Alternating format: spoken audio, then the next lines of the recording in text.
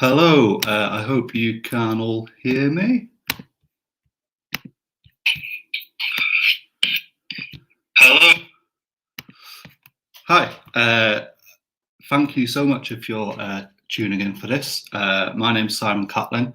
I am here to help us celebrate the news of ILT Train's first new album in 8 years, KOMPROMAT. So today, of course, was going to be their performance at the Leeds International Festival with visual artist and filmmaker Michael Connolly. Obviously, due to world events, that's not happening, but I'm delighted that the guys are all going to be here this evening. We're going to have a bit of a chat about the new record, the new single, The Truth, which hopefully you've heard this week. If you haven't, please get on it. Michael Connolly as well is going to be here later to talk about the video for The Truth Again, which premiered this week. And we'll also be joined by the guys from Greenmount Studios who recorded the record with ILT Trains. So yeah, I'm really excited. I have been a fan of the band for well over a decade now. I've kind of written press releases for them, I've reviewed them, I've interviewed them, I've been fortunate enough to promote them a couple of times. So yeah, it's very exciting for me as well as hopefully all of you guys. And yeah, we should, you know, I'm looking forward to finding out a lot more about what we can expect when the full record comes out in August. So like I say, we'll be hearing from Michael a bit later, as well as the Greenmount guys, but we are going to get on with it and welcome the band one by one, I believe. If my producer is ready to go. First of all, if we'd like to introduce Guy, if he's about. Hi. Hi, Guy, how are you doing? Oh, yeah, I'm good. How are you doing? Good, yeah. That is, you've put a lot more effort into getting dressed than I have. Well, if it's going to be interrogated, I should be a little bit smart. Yeah, I guess I'm trying to catch you off guard by looking very casual in there. Who shall we see who's about next? Is Alistair there? Hi. Hi, Alistair. How are you doing? Yeah, good. Good. Very, very plain here, I'm afraid. Well, I mean, I don't have all my guitars up, so. You look like you're in an interrogation seat, though. You look like you're ready to be. Oh, it's my Bond seat. You can't really get the full effect. Yeah, it's very. Excellent. And is Ian about?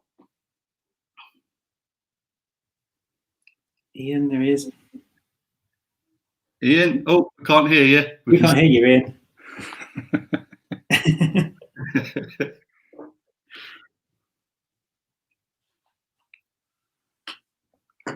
Oh. He's gone.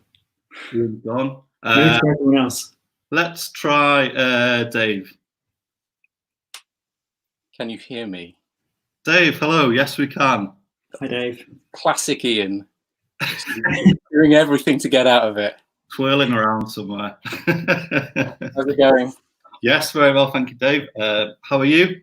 I'm good. It's warm in my attic room. Yeah, I'm incredibly warm. For some reason, went out for a 2-hour walk. 1 hour walk to agree to stick to. And yeah, and 2 1 hour walks. 2 1-hour walks separated miles away from anyone to prepare for this, and I'm now incredibly warm. Yeah. I'm in my basement, so I'm really cold, so we kind of balance out a little bit in the middle. Excellent. Should we try in again, or should we see if Simon's about? You're cool. There he is. Here we go. We cannot hear you. I can't hear you. How did it work in the test on Wednesday? I'm coming in. Can you hear me? We can hear you. How are Hey you, everyone. Hi. I'm again very warm in a 9th floor flat. So yeah, I might take the blazer off in a minute, but we all probably will get naked at some point. Sure. Cheers, everyone. Yeah. Cheers. Should we try him one more time, or? I mean, he could probably do the sign language for us. Yeah.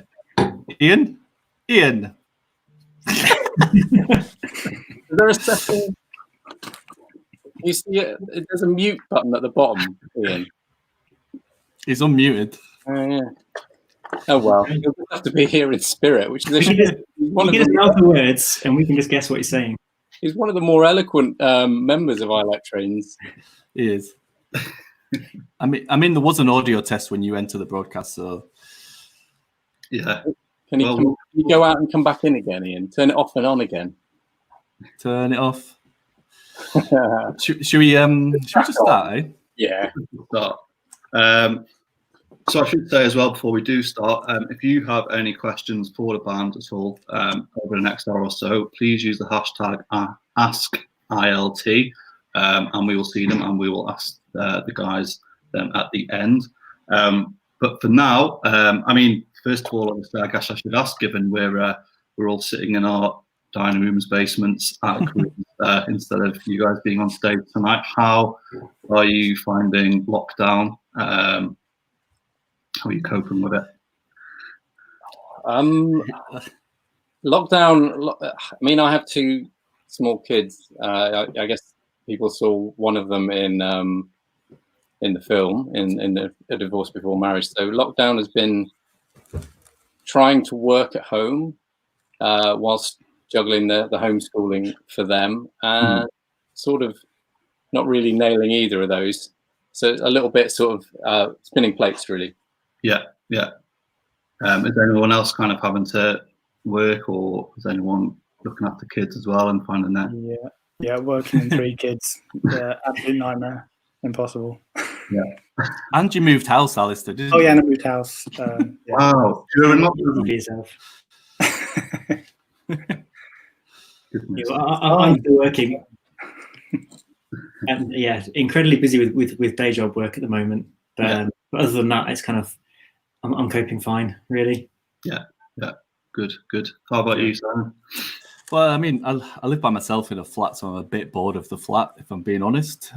First 2 weeks were a struggle with work, but picked up again recently, so excited for the future, I guess, after all this horrendous stuff's gone.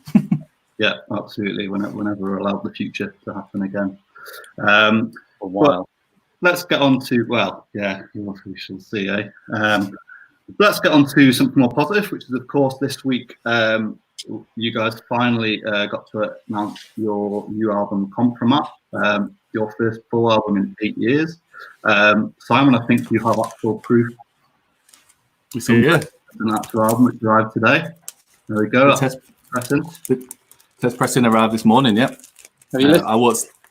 I'd done one quick listen. I've been quite busy on this stuff, but yeah, it sounds good. That's all I'm going to say.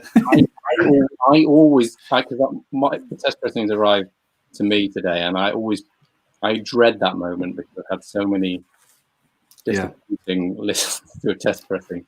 It's a fine art, pressing vinyl, and I don't know, it's a dying art as well. But anyway, I'll get over that, and I will play one. And absolutely. So I guess the first obvious question really is, I know, The Shallows wasn't the last we've heard from you. You have done a fair bit in between, but given this is the first full length, what kind of has been going on with the band, I guess, over the last few years, and why, I guess it's why kind of, or how has it kind of worked out that it's all come together now to make kind of a return?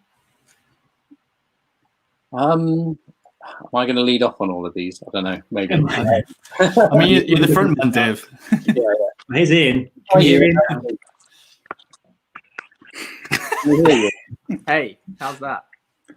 It's weird because your mouth isn't moving, but we can hear you. We can hear you. Okay, well, that's the important bit. Got a big delay. Great. So what have we been up to? I don't know. We've had a lot of kids. We've had a lot of kids.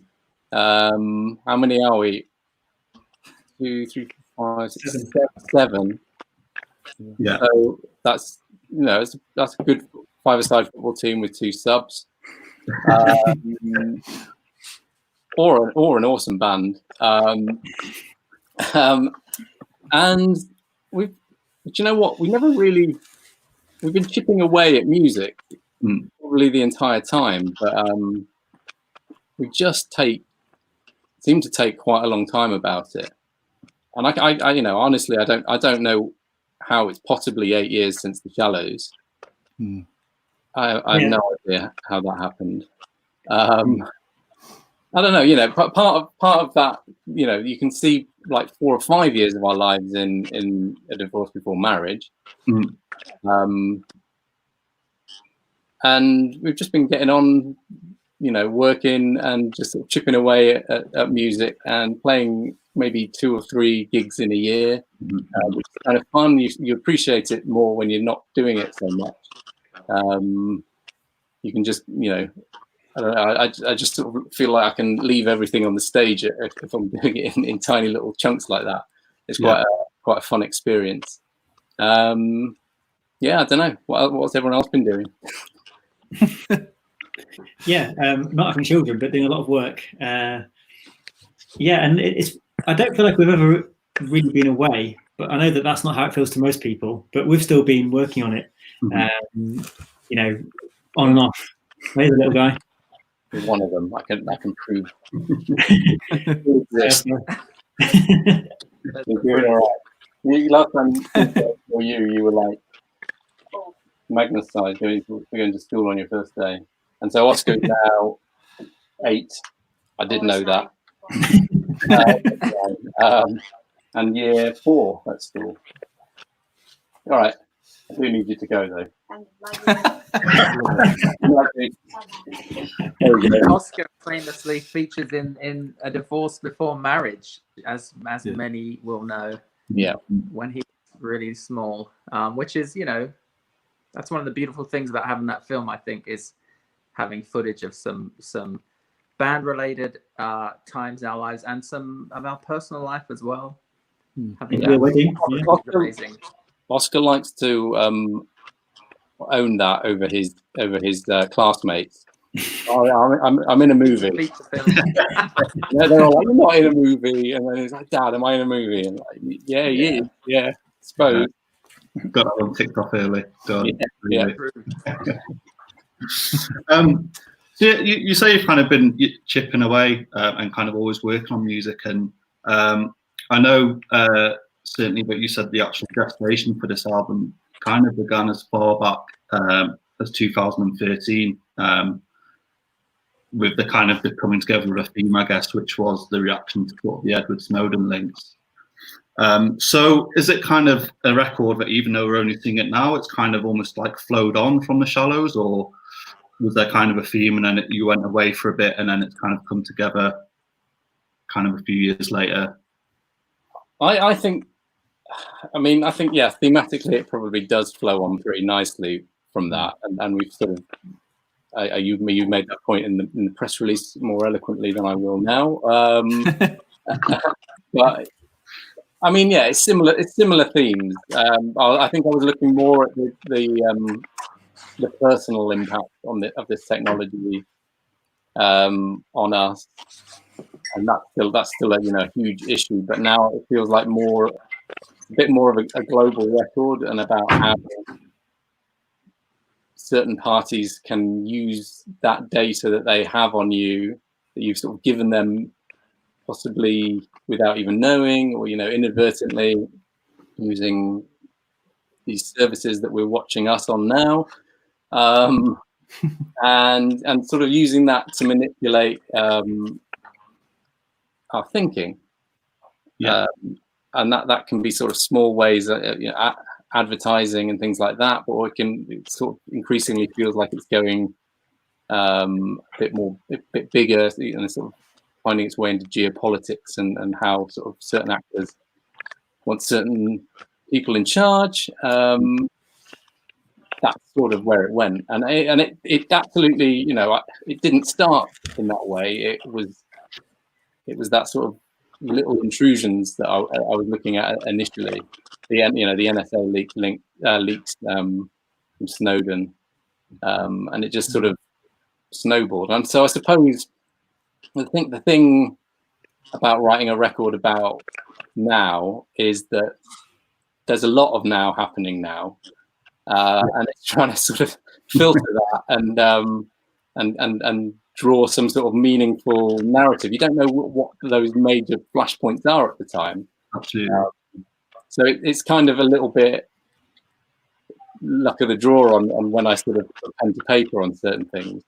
Yeah, I think even with you know, although it was written kind of before everything which has kind of happened this year, it's also relevant to what's going on with COVID, really, because I think it felt like there was a few days, certainly in this country, where it was a lot of, you know, oh, it's great, people pulling together, and you know, it feels like everyone's kind of you know, being very caring, and then it feels as time's gone on, but we're kind of back to kind of the misinformation, the kind of government being, you know, slightly evasive about how they're working out their figures of you know, the tragic death tolls and things like that. And yeah, it feels like, you know, sadly, it's just kind of, it's the tapestry at the moment, isn't it? It's so hard to know what to believe in, and I think that that the government we currently have possibly thrives on that confusion. I mean, it's a classic sort of Putin tactic that he'll sort of throw so much stuff out as reporting as fact that no one, you know, that it'd be crazy, but no one quite knows which bits to believe. And here we are. Sorry, we went very. It's classic gaslighting. Yes. Yeah, absolutely. Yeah, you're dead right. But so, you know, the themes kind of went for a while, and then is it a case then that you kind of, you, Dave, sort of had the themes, and then kind of it came to the rest of the bands coming later, or was it sort of did that and the music kind of begin in tandem, or how did it? I don't know the answer to that. How did it come about? I guess, you know, like the music we carried on with, right? Yeah, I mean, we were chipping away at it, weren't we, for quite a while. The first song we wrote from the record, we were touring quite a long, like we were touring at the time of The Shallows, I think. And I think it was like one song every year or so would sort of come out together. But then as we went to recording, everything all of a sudden just came together like in one big bunch right at the end. But a lot of the songs had been sort of going around for, a few years at that point. What was the first one? Prism. Okay. I mean, that one's definitely the NSA one. Yeah, true. We started until 2013. We played that in the Live at Leeds, didn't we? That was 2013. Okay. Christ. But the version on the record is pretty different. Version. Oh yeah, it's true. It changed a lot over the years. Things evolved, right? Yeah. But I guess, for me, from my point of view, the lyrics don't come till a bit later in the process. So when we're making the music, I guess Dave's still working on getting the lyrics to fine tuning the lyrics, I guess. So for me, like when the theme came a bit later on, like the anger from the state of the world, let's say, I kind of really feel it when I play the drums, and I don't think I've hit the drums so hard like in an album making process. I think it's just that frustration and taking it out on the drums essentially, because nowhere else to vent that frustration really. Yeah, I don't think we don't often sit down and chat about what the record's about until probably the point where we're thinking about how we present it to the world. Really, I have certain conversations that I have when we're on tour or whatever. But as a general rule, we don't discuss it in minute detail. I mean, also, I was wondering.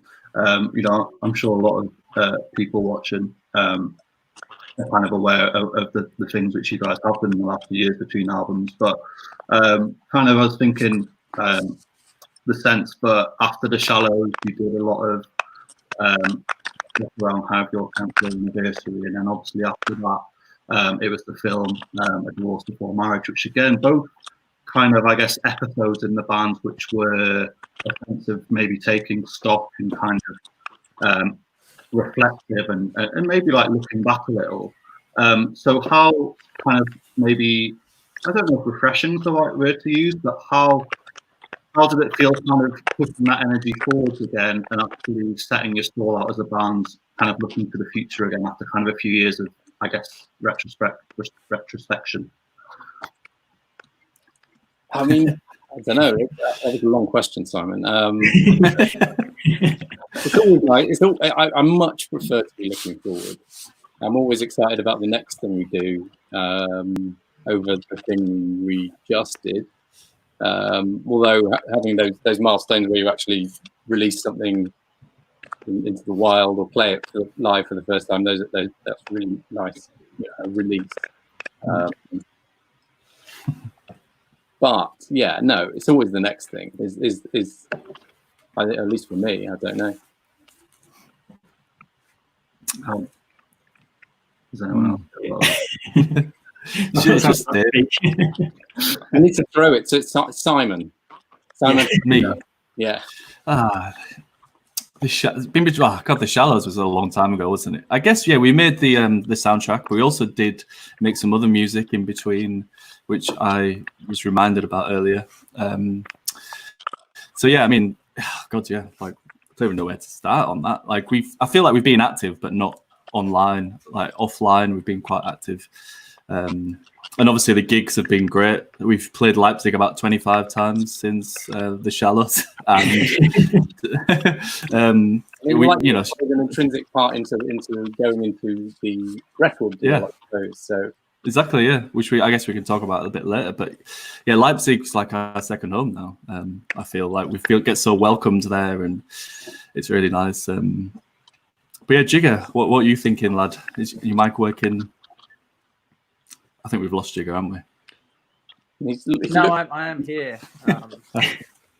Just on a delay. I'm just having there's something very strange happening with my connection, so I don't know if you're going to be able to hear me, but you were sideways. I mean, 8 years has just melted away.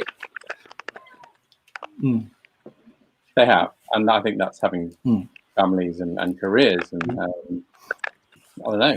Time speeds up when you're getting older, don't they? Doesn't it? Who's old? Yeah, I think as well, like doing the soundtrack for the film was quite an important sort of milestone between the Shallows and now. That we went to do that at the studio without loads of planning. We just went and just spent a few weekends just being a band in the studio, just making noises, and whatever came. We weren't super precious about it, so it was quite a confidence building kind of thing, just to go and just really enjoy being a band again. And it was a really good, fun experience. It gave us a lot of confidence to sort of go into the studio for this record, without everything completely nailed down, and just to sort of see what happens. Yeah. Would you say kind of there's been a change in? I'm trying to make it not sound like a very obvious what are your influences at the moment question, but I guess I think we're now finally far beyond kind of hopefully anyway. I think that when people hear this record, sort of the kind of tired old kind of descriptions of you as being that kind of historical post rock band. We're far beyond that now. But yeah, we are and we aren't. It's the sort of music you wanted to make, and kind of what you took on board, kind of stylistically for this record. I really don't know how to answer this, because I just feel like it's so much stuff that gets listened to now, that maybe it was quite a narrow sort of, when we started it was a little bit more narrow, probably guitar based, and now I don't know, as you get older I feel like the scene is no longer important. It's just sort of there's great music in all sorts of places. But having said that, I do feel like we actually revisited a lot of stuff that has always been brilliant, as well. Always been an influence, like things like Joy Division and I don't know, Television, Velvet Underground,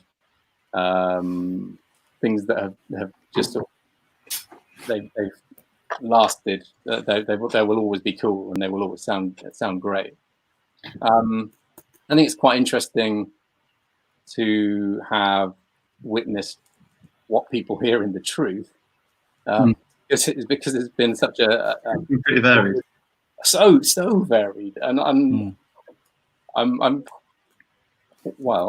to say I'm quietly pleased, but I'm telling everyone. But yeah, I'm pleased that sort of people get lots of different things out of it. I don't know. Yeah.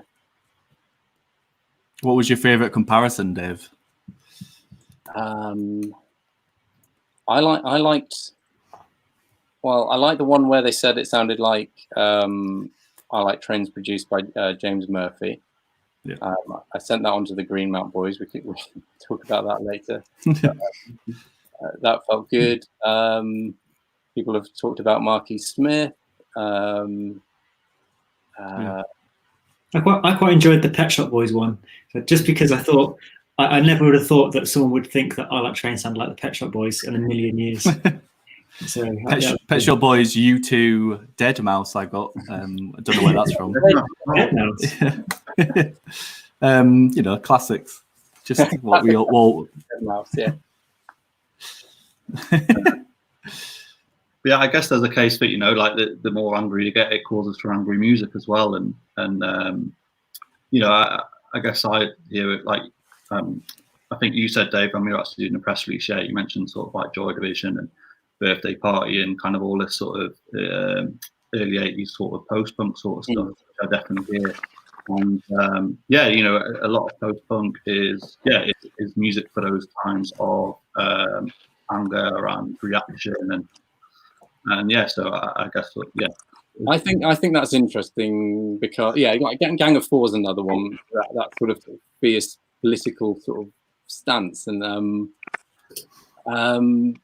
people sort of talk about great art getting created in times when things are a little bit miserable politically, and I'm not. I don't know. I don't know if I see a huge reaction to that. It feels like a lot of grime artists are sort of tackling that directly, whereas not so many I don't know, guitar groups are really taking that on. I guess, you know, a handful, but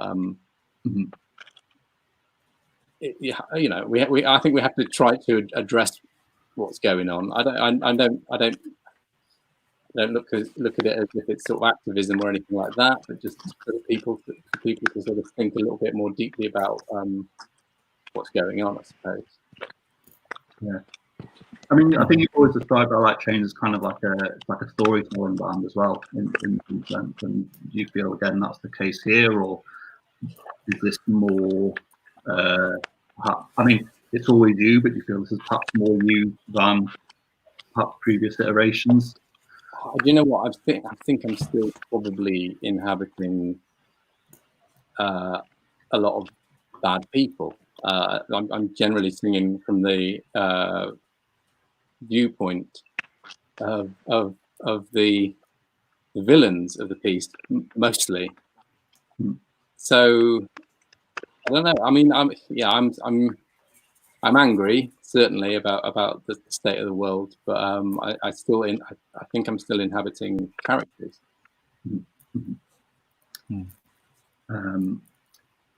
Oh, I was going to follow on for that, and a question come right out of my head. So while that's what I was going to do. I was going to come on to the truth now, actually, and why did it make sense, I guess, for that to be the lead-off single and the first introduction to what Compromat is going to be? I think the thing it's the biggest statement, I think, from the album, and I think it sets out the stall pretty, undeniably about what it is that we're this record's about, and you know that's sort of been the main reason. When we finished the record, we all kind of agreed straight away that we had to go out with that song first. Just that it lays out the stall pretty well, I think. Absolutely. felt like quite a bold track to lead on. It felt like an I Like Trains first single from an album type single, Sense of Percival or something like that, where we're not trying to play any games with it being radio friendly or anything like that, but a statement, I suppose. I mean, it covers a lot of ground, that track. Yeah. By dint of having so many words in it. I think it gives quite a sort of accurate reflection on what the album as a whole is about. Yeah. It's also very current, so it kind of needed to come out sooner rather than later. This has been a worry of mine. Yeah.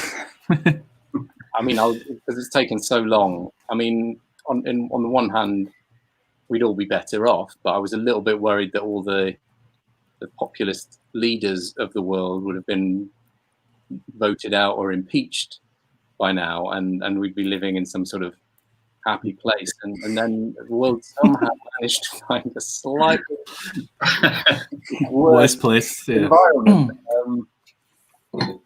for us to sort of swoop in there and release it. Yeah. And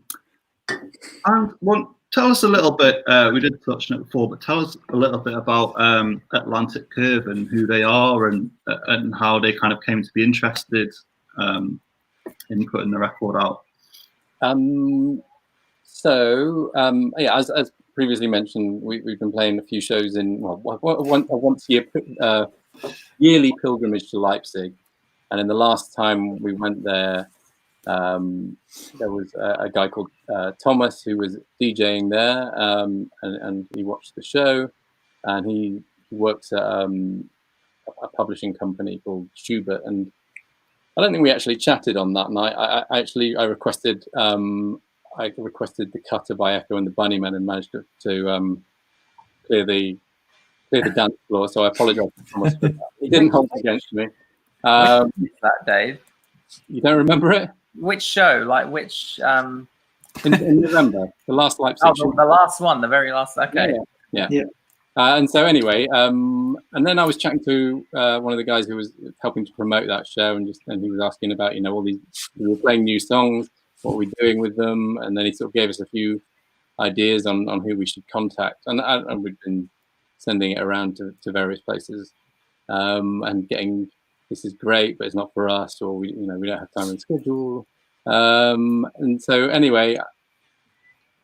Thomas emailed out of the blue. I was probably just about to sort of start thinking about putting it out on ILR again, and I didn't really have, I don't know, none of us felt like we had the bandwidth to sort of deal with that stuff, but we were prepared to do it if we had to. And then Thomas said, we're setting up this record company as part of this publishing group, Schubert. Can we talk? And so we did, and then we got on a call with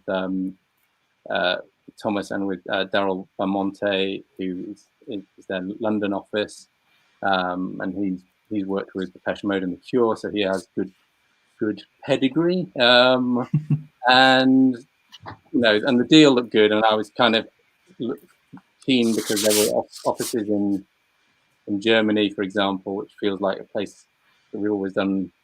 They've been quite receptive to us, and then offices in the States as well. Just felt like there was going to be a machine. Fairly cold, don't I? But something bigger than we could have done on our own. Which, Some professionals. Yeah. So I'm excited. We're starting with this is their first release, so we're right at the beginning of something new. And so far so good. It's exciting. Yeah. To have a team that I can bounce ideas off. It's no longer just Simon. What do you think we should do about this? You still do that, Dave, a little bit. I definitely do, even more so. It's no longer just Simon and Guy and Ian and Alistair. There's a few others that we can call their expertise in. Yeah. Great. Yeah, because I guess it must have been, yeah, it's been a couple of records where it's been under your own steam, and I guess, yeah, just the kind of being able to focus a bit more on actually just making the music how you want it to be, and not having to take on as much of the, you know, how are we going to distribute this, how are we going to promote this, you know, the whole kind of other side of it, which can end up taking up, well, it can take 60-70% of your time, can't it, as well as. Very much so. I mean, having said that, I mean, I work at a record label myself now, so I've been fairly hands-on, and I do apologise to those guys for, you know, certain ways that I like things to be done as well. So I don't know. As everyone in the band will know, I'm a terrible backseat driver, and that goes down to driving the van. Yes. Any part of anything, I'll probably have my nose in there, and so it's just better if I drive the van, physical van. And the metaphorical one. I can't let it go. I think the difference on this record is social media. Like The Shallows, 2012. I guess social media wasn't such the big platform it was for us. So we've, I guess, whilst we've letting the other guys do the record stuff, we're like in chats every day about social media, which you know, that's a bigger job for us now. Especially this week, it's been, you know, been an amazing reaction to the single and the album, and yeah, and planning digital advertising and stuff's quite exciting and stuff. Yeah, we've never had to do that before. So behind the curtain, Simon. Oh, that's all right. And I guess we were big on MySpace, so MySpace didn't exist. So yeah, find the link on MySpace, everyone. Follow us there. But, you know, because we were meant to be playing tonight, and you know, that is our opportunity to connect with people, and because we can't be doing that, it's really great to have another media by which we can connect with people and get feedback. Because I guess it's what I guess feels strange to me is that these songs, we've been living with them, some of them for years, and this record has kind of been mostly in the can for a while, and we've all kind of lived with it for a while. So for it to finally get out there, and to, you know, we've played some of the songs live and had feedback immediately that way, but to actually get people to hear these, well, at least one recording so far, it feels great. It feels great to finally have it out there for people to absolutely. Yeah. And as well, I guess, you know, it's I don't think it's a new thing for any band when they're a couple of records in, but like you say, although you've never stopped behind the scenes, you know, you are aware that there's perhaps a perception, but you've been away. So, you know, the reaction has been great this week, which is really brilliant to see. But it must feel like you know, a bit of a relief as well. Like, oh, great! Like, you know, people aren't forgotten about us. People are still excited about what we can do. And yeah, it's absolutely a relief. I remember. I mean, so that going back to Making the Truth, I just been keeping this list of stuff on my phone, and I remember telling the guy, I sort of have an idea, and it's either going to be terrible or be something, and they sort of they tend to humour me on this stuff and give it a go. We do actually, yeah. And I'm glad they did. And then I was, you know, I was almost ready to say, actually, let's try this another day. And then Lee and Jamie at Greenmount were like, go through it a few times, and we got it on the fifth take. And that was, you know, we wrote it in the studio. Essentially, I'd had the words, but didn't know what the music was.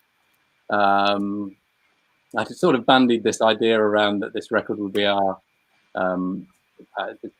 this idea of it being a dystopian disco album, and we probably sort of were banging our heads against the brick wall for a little while, trying to do this at the beginning of the process. And I was like, actually, screw this, it's not working. And we sort of wrote some maybe more something slightly different, a bit more post-punk and things like that. But that seed had obviously planted at some point, and then I think that you know, it sort of came out right at the end of the process. I think that was the sound that I had in my head at the beginning of the process. Like, oh, this was it, and I didn't really it was those guys who wrote the music. I didn't really. I was just shouting over what they were playing. You do that all the time. That was, that was the sound I was hoping they'd play. So yeah, it was interesting. And then for it to come out, and it's a bit of a departure. And some people would obviously like us to write old ILT train style, but I don't think that was ever on the cards for us. We always like to sort of challenge ourselves. But yeah, very pleased with the reaction. And I think the thing, well, musically for me about The Truth is that, like, my guitar parts have got mistakes in them that I hear them, but no one else will. And I'm like, should I have redone that? But the thing about that, the way we recorded that song, that the actual take that you now hear, is that we're all playing together. There aren't like parts that are overdubbed. I didn't redo my guitars. We didn't redo much at all. And the vibe, that feeling there, that feeling of connection between us playing at the same time together, I think really comes through. And I remember listening to it and going, thinking to myself, I could do that better. I could play that better, but the vibe wouldn't be there. It wouldn't feel right. And I've never really done that before.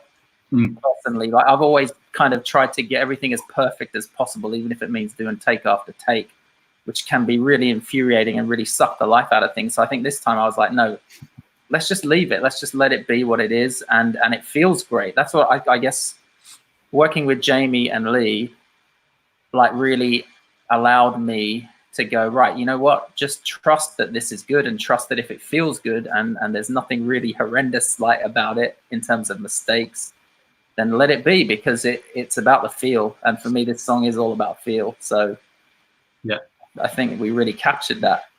Yeah, we'll talk to the studio guys in a bit, obviously. But yeah, I guess from your side now, just as a quick comment, kind of what do you feel they did bring to kind of these sessions, which maybe wasn't there before, or was different to perhaps how you've done it before? Well, I was kind of talking about this the other day when I was saying, like, when we recorded the Divorce Before Marriage soundtrack, and it was the first time I'd ever worked with Jamie and Lee.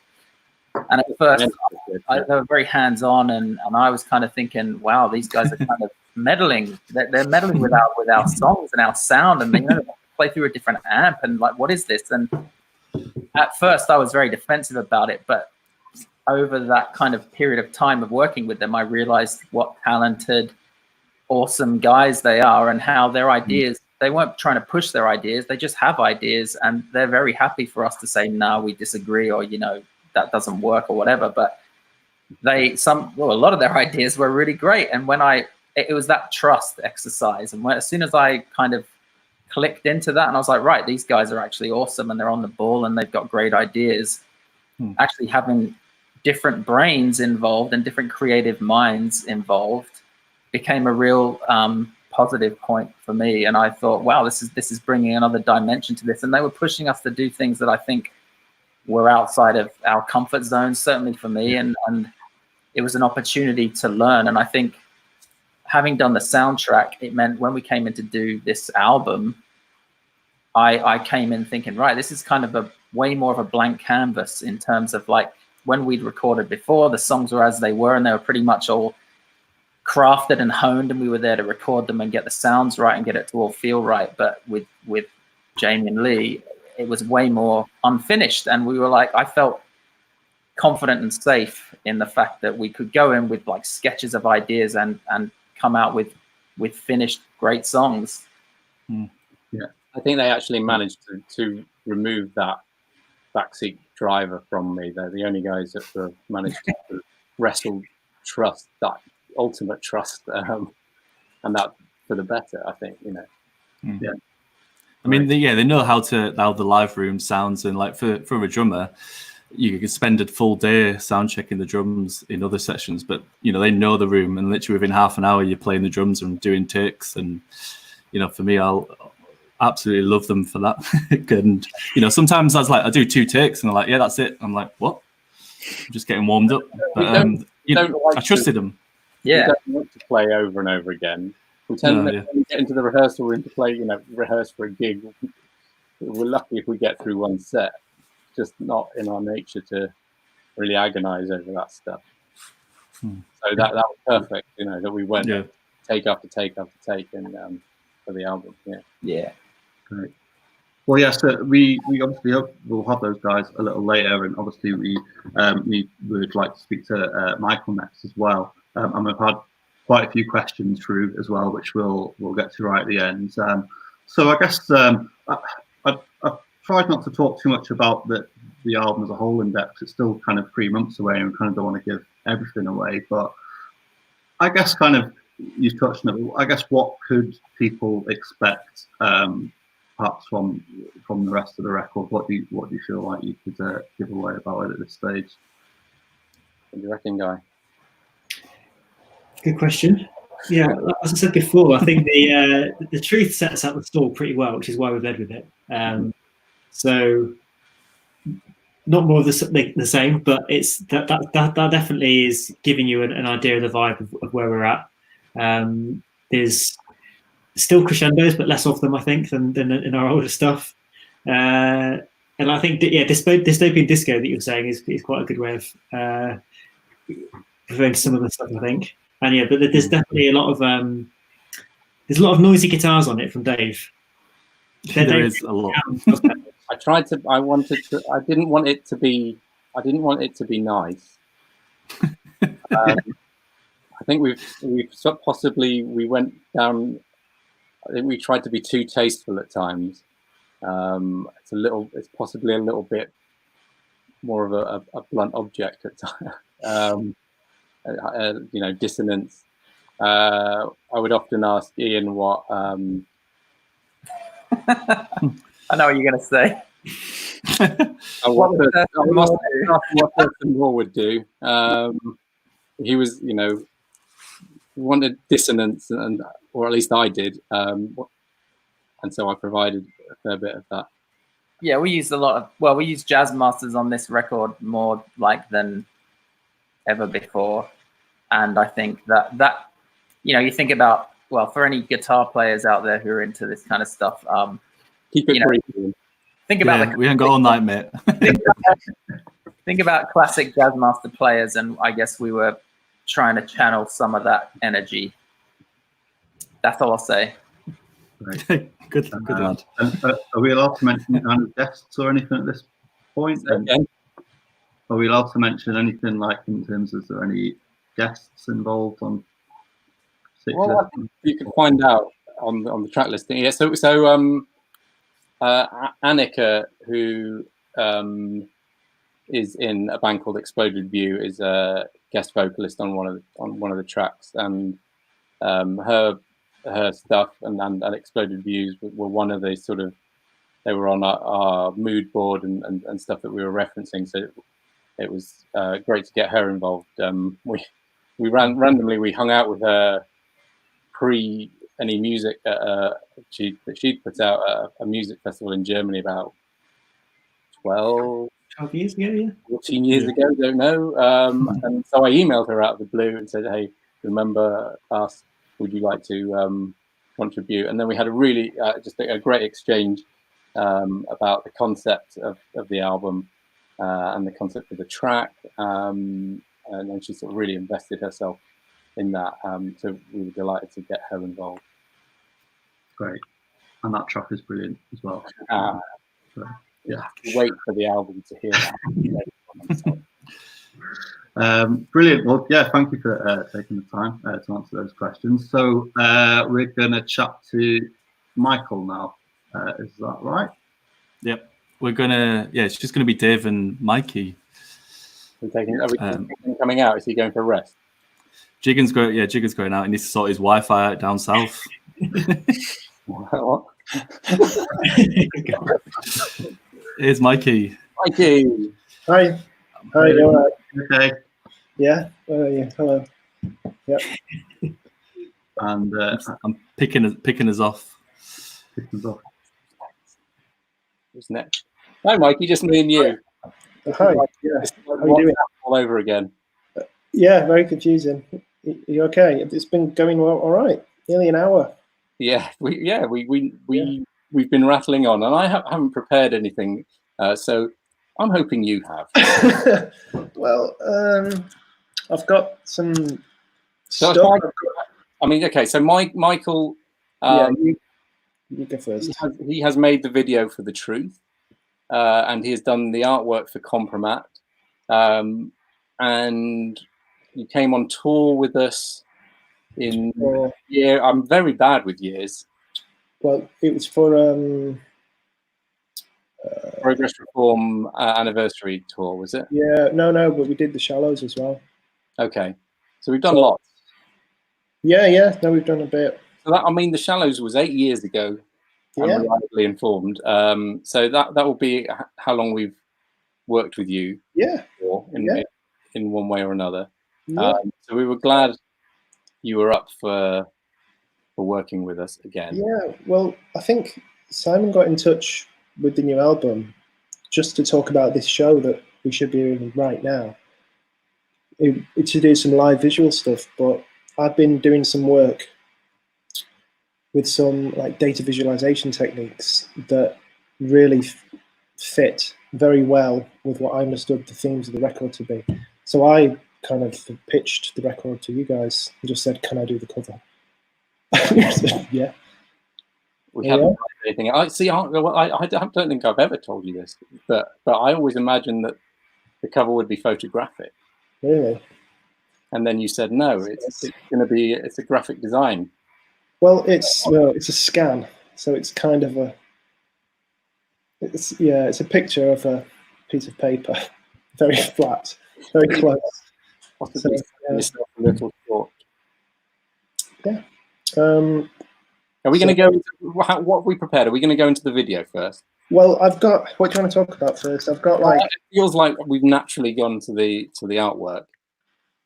Yeah, let's talk about the album artwork and the artwork first, because that's what we just mentioned. So, can I do a thing like a share a screen thing? I'm not the technology man, as you know. Yeah. Onto your hats. I can just kind of tab through some bits and pieces. Yeah. Well, maybe the first thing to do might be best to talk about the kind of the concept, you know, the overarching idea. And to create the KOMPROMAT artwork, I've used a data visualization technique. It's called tree mapping, which is you kind of use it to defrag hard drives, things like that. So every rectangle kind of represents it's every lyric on the album kind of listed, but instead of you seeing the words, it's just a shape. It's just, oh, that one's a bit bigger, so that word has been used more, and it just felt like a good way of kind of representing the album based on the themes of sort of data and kind of intrusion and just where we are, you know, at the moment. This kind of, so scraping. Yeah, we just mined for like everything, and I've just kind of done that to your album and to your lyrics and just gone, that's that. Which is, it leads to a nice way of, you know, we can treating every track the same way, and we can just they've all got the same kind of DNA, you know, they're all kind of in the same family. What's my most used word? Yeah, probably the or I. Nothing exciting, I'm afraid. My favourites. Yeah, it's going to be. We go I a bit more. I tend to sing in the first person, don't I? Yeah, there's a lot of first person. It's I. It's I. It's going to be I. Right, but I'm going to try and share some screenshots. If I can. Yeah, screen grabs. Hang on a sec. Oh, God. Right. Click on that.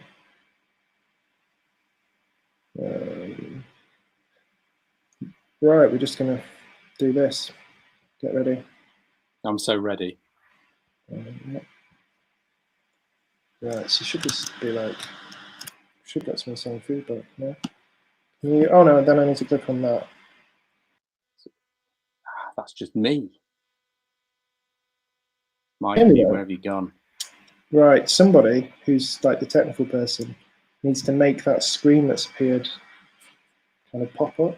Simon. I think it's Simon, yeah. Simon. You come back and sort your mess out, Simon. It works so well. Okay. It says D to share.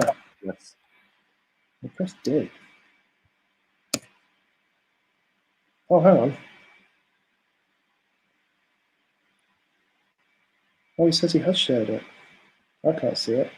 I can't see it. Right, okay, well, I'm just going to talk about this stuff. That's fine. It says, I need to click share screen. You see the share screen at the bottom that I can see. How many windows have you got open? Yeah, I can see, like, me. And then I can see the little thing. Fogo, can you see it? Yeah, sorry. Yes, this is. Can you see that? Okay. Share. Right. Hang fire. Share screen. Share it. Yeah, share it. This is the point where I wish I had Joe. Yeah. It says it down here. It's sharing my screen.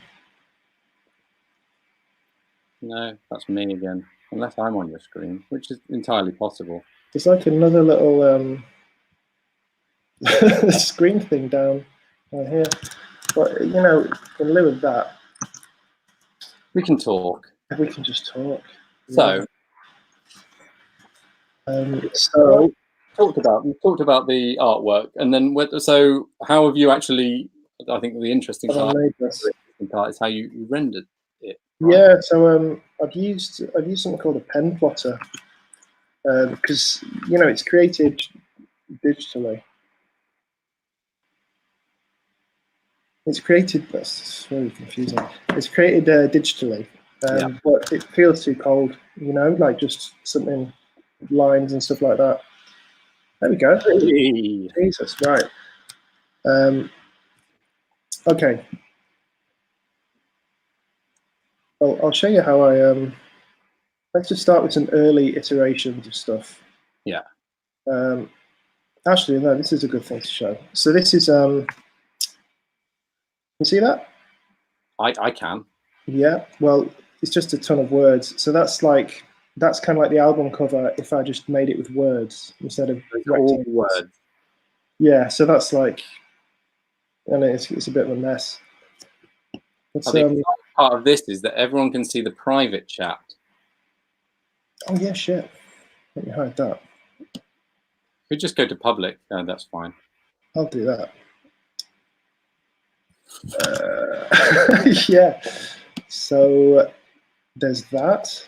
Again, for the truth, you get the idea, I think. Yeah. I hope. Yeah. Yeah, and then this makes it a bit clearer.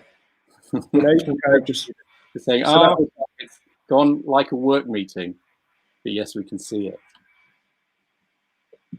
Yeah, good. I'm enjoying it. Good. Okay, someone is. Yeah, and then here are some other little tests, just like recursion stuff and just sorting in different ways, and it's all just. So this is all data that's sort of. Well, this is all based on the. It's all based on the lyrics. Yeah. And just organizing those squares in different ways, so they all fit within, you know, a square. Yeah. Yeah. So there's a ton of that. I've got a lot of photos of stuff.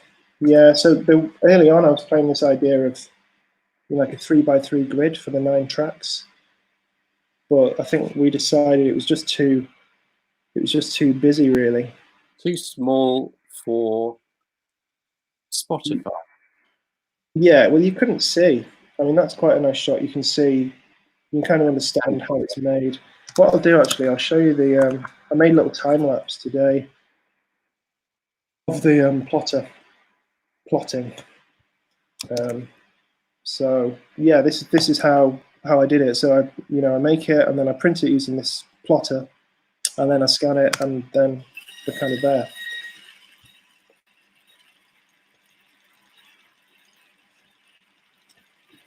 There he goes. Yeah.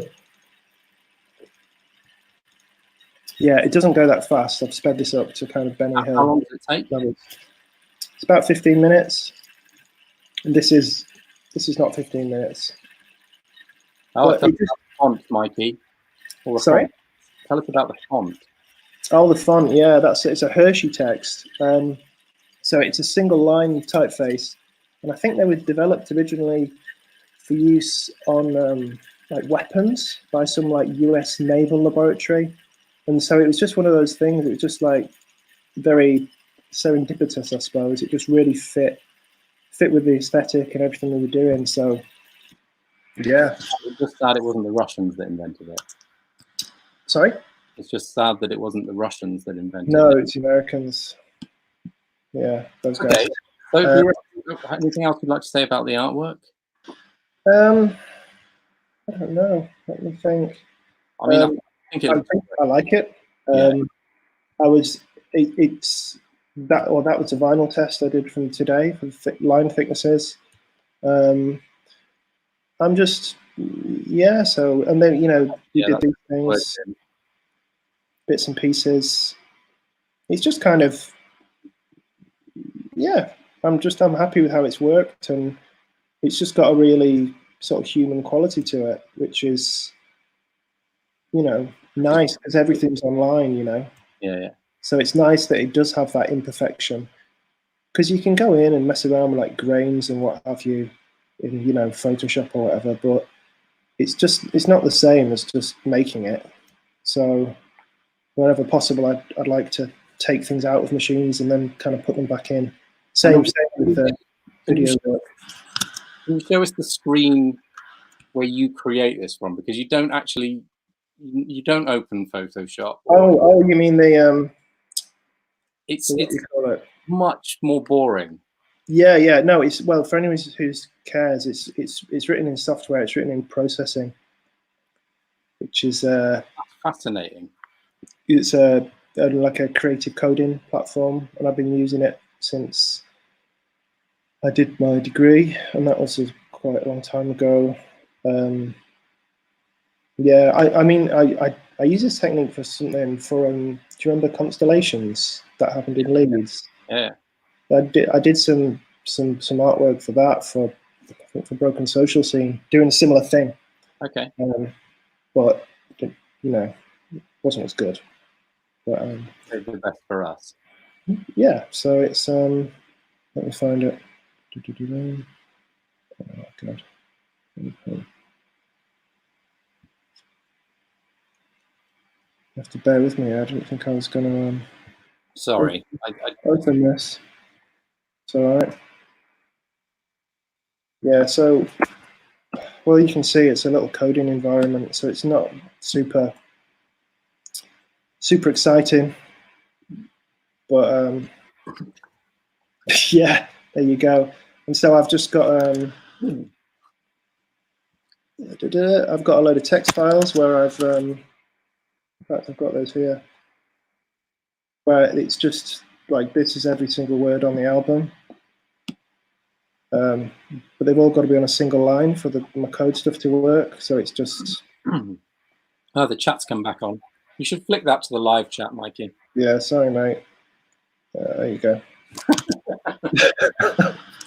Terrible. Yeah, I haven't read any of it. Is any of it rude? I don't think so. Maybe. Oh, you tell a We'll joke. find out. I'm sure we'll find out later. Fine. So yeah, I mean, I'm happy with the album artwork. I'm excited to see the vinyls come back. You know what the plural of vinyl is, right? Sorry? You know what the plural of vinyl is, right? Is it vinyl? It's vinyl, isn't it? Yeah. Sorry. Yeah, that's kind of it for the out for the. Let's get on to the video, because okay. Yeah, so the video to this. Oh god! Right, the video. I remember. Yeah. I remember your pitch. Yeah, it was pretty strong pitched, like 2 words, deepfake karaoke, and a shrug. But, you said, I haven't had time to put this together as a proper pitch. Yeah, And we had other pitches, I know, by like real people. and they Yeah, proper they directors. were very good, and they were epic, and I would have been amazing. Yeah, It would have been no. amazing to see. And if we had gone down that route, they would probably have been closed down by. There could have been issues, yeah, for sure. Anyway, I'm not going to. I love those other pictures, and I'm not going to sell them short. But there was just something about what you said to us that day, and you kind of shrugged, and then you went away, and we were like, Mikey's not going to make the video; he's too busy making the artwork. And then we came back to you and said, actually, can you do it? Yeah. And the thing about it is, you'd never made any deep fakes before. No. I mean, this was it. The whole thing was a bit of a, and also in terms of making a film, it's quite a long track. Like 6 minutes is it's kind of twice as long as your average music promo. So I kind of approached it more as a piece of video art. So there were some quite strong conceptual ideas that fed into how I structured it, how I produced it, you know, the edits, how everything was made. A lot of it, I kind of sort of made a bit of a cut-up technique. So I kind of automated a lot of it, a lot of the edit work initially, because it was so long. So the computer made decisions for you. Yeah, but I fed the machine. I fed the machine content, and then it kind of gave me things back, and I would select the bits that I liked, the choice cuts. I'd sort of curate it, and then build on top of that with things that were a bit more that we discussed, or like narrative-based stuff. Yeah, so it was. But I'm really pleased with how it turned out in the end. But it was just making it during like a global pandemic turned out to be even more depressing than just making it, because you're just looking at really terrible people the whole time. There's a lot of lizards. Yeah, but so most people would say I've not made a deep fake before. How do you do it? Yeah. Okay. Well, it's remarkably easy, and that's the thing that's terrifying. Yeah, it's because I'm not a computer scientist, and I've got a computer and I understand certain things, and I work in post-production, so I can make stuff. But it's not hard. It's all out there. And I remember having conversations with you during this process, and there was just this, I think there was you were proud that you'd managed to get it to work, but there was also this level of disgust at the technology. And I think you did say, I'm never doing this again. Yeah, it's just a weird world, because like, why would you want to fake someone's head? It's just, and to your average person, and also loads of them are really good. So unless you work in post-production or something, this stuff will get out there, and it will, like 5 years, there's going to be an issue. Even people who work in post-production won't know. Yeah, I think it depends. I mean, there were people I've spoken to about the film that I made, and they're like, how did you get Trump to do all the lip syncing? Or did you find all the footage? Did you find Trump saying that line? It's like, no, I made him say it. Yeah. So it's not even, I think, but it works because it's quite a, distorted kind of thing. But I can show you some bits and pieces of. Let's do it. So in terms of the deepfake stuff, the first thing I had to do was I had to shoot myself, not shoot myself, film myself reading the lyrics. See this? I can. Yeah. So that was a whole thing, and I had to build myself a little teleprompter here. Yeah. So, you know, because I'm not you, that was a, you know, there's a lot of stuff going on. You said I couldn't do it because I had a big beard. Yeah, well, that was it, because I was putting like clean shaven people on. I don't have a big beard I anymore. think as well, it was, well, not anymore, no. But the interesting, or the challenge here was, generally a deep fake, you would shoot some footage and then you would put someone's face onto it, which is kind of fine and easier to do. But what the problem I had was I was shooting footage of me, and then I needed to put that footage onto existing footage of other people. Yeah. So it was like a double complexity. So there were quite a few like little tests and things I had to do. And we did talk about whether we could hire lookalikes. Yeah, and that's in fact, it's like maybe 2 weeks ago, Snoop Dogg had a new track come out with a deep fake in it that's got a Tupac lookalike in it. I haven't seen it. Yeah, I'll find the link and send it to you, and it's amazing. But they used a Tupac lookalike who makes his living as an impersonator of Tupac. Right. So they kind of had, the body was right, you know. Yeah, whereas I don't look that much like Trump. Well, maybe, no. Or certainly not Boris Johnson, I hope. The Boris is good. I think you look least like Putin. Putin was, yeah, he's a, yeah. You want to show? Let's see some of this. Yeah. So, I mean, this was like, I'll show you that this was the very first test. Very first test. The truth is an exercise in patience. The truth is not what we signed up for. The truth is no longer concerned with the facts. The truth is a constant stream of non sequiturs. The truth is an unmade bed. The truth is.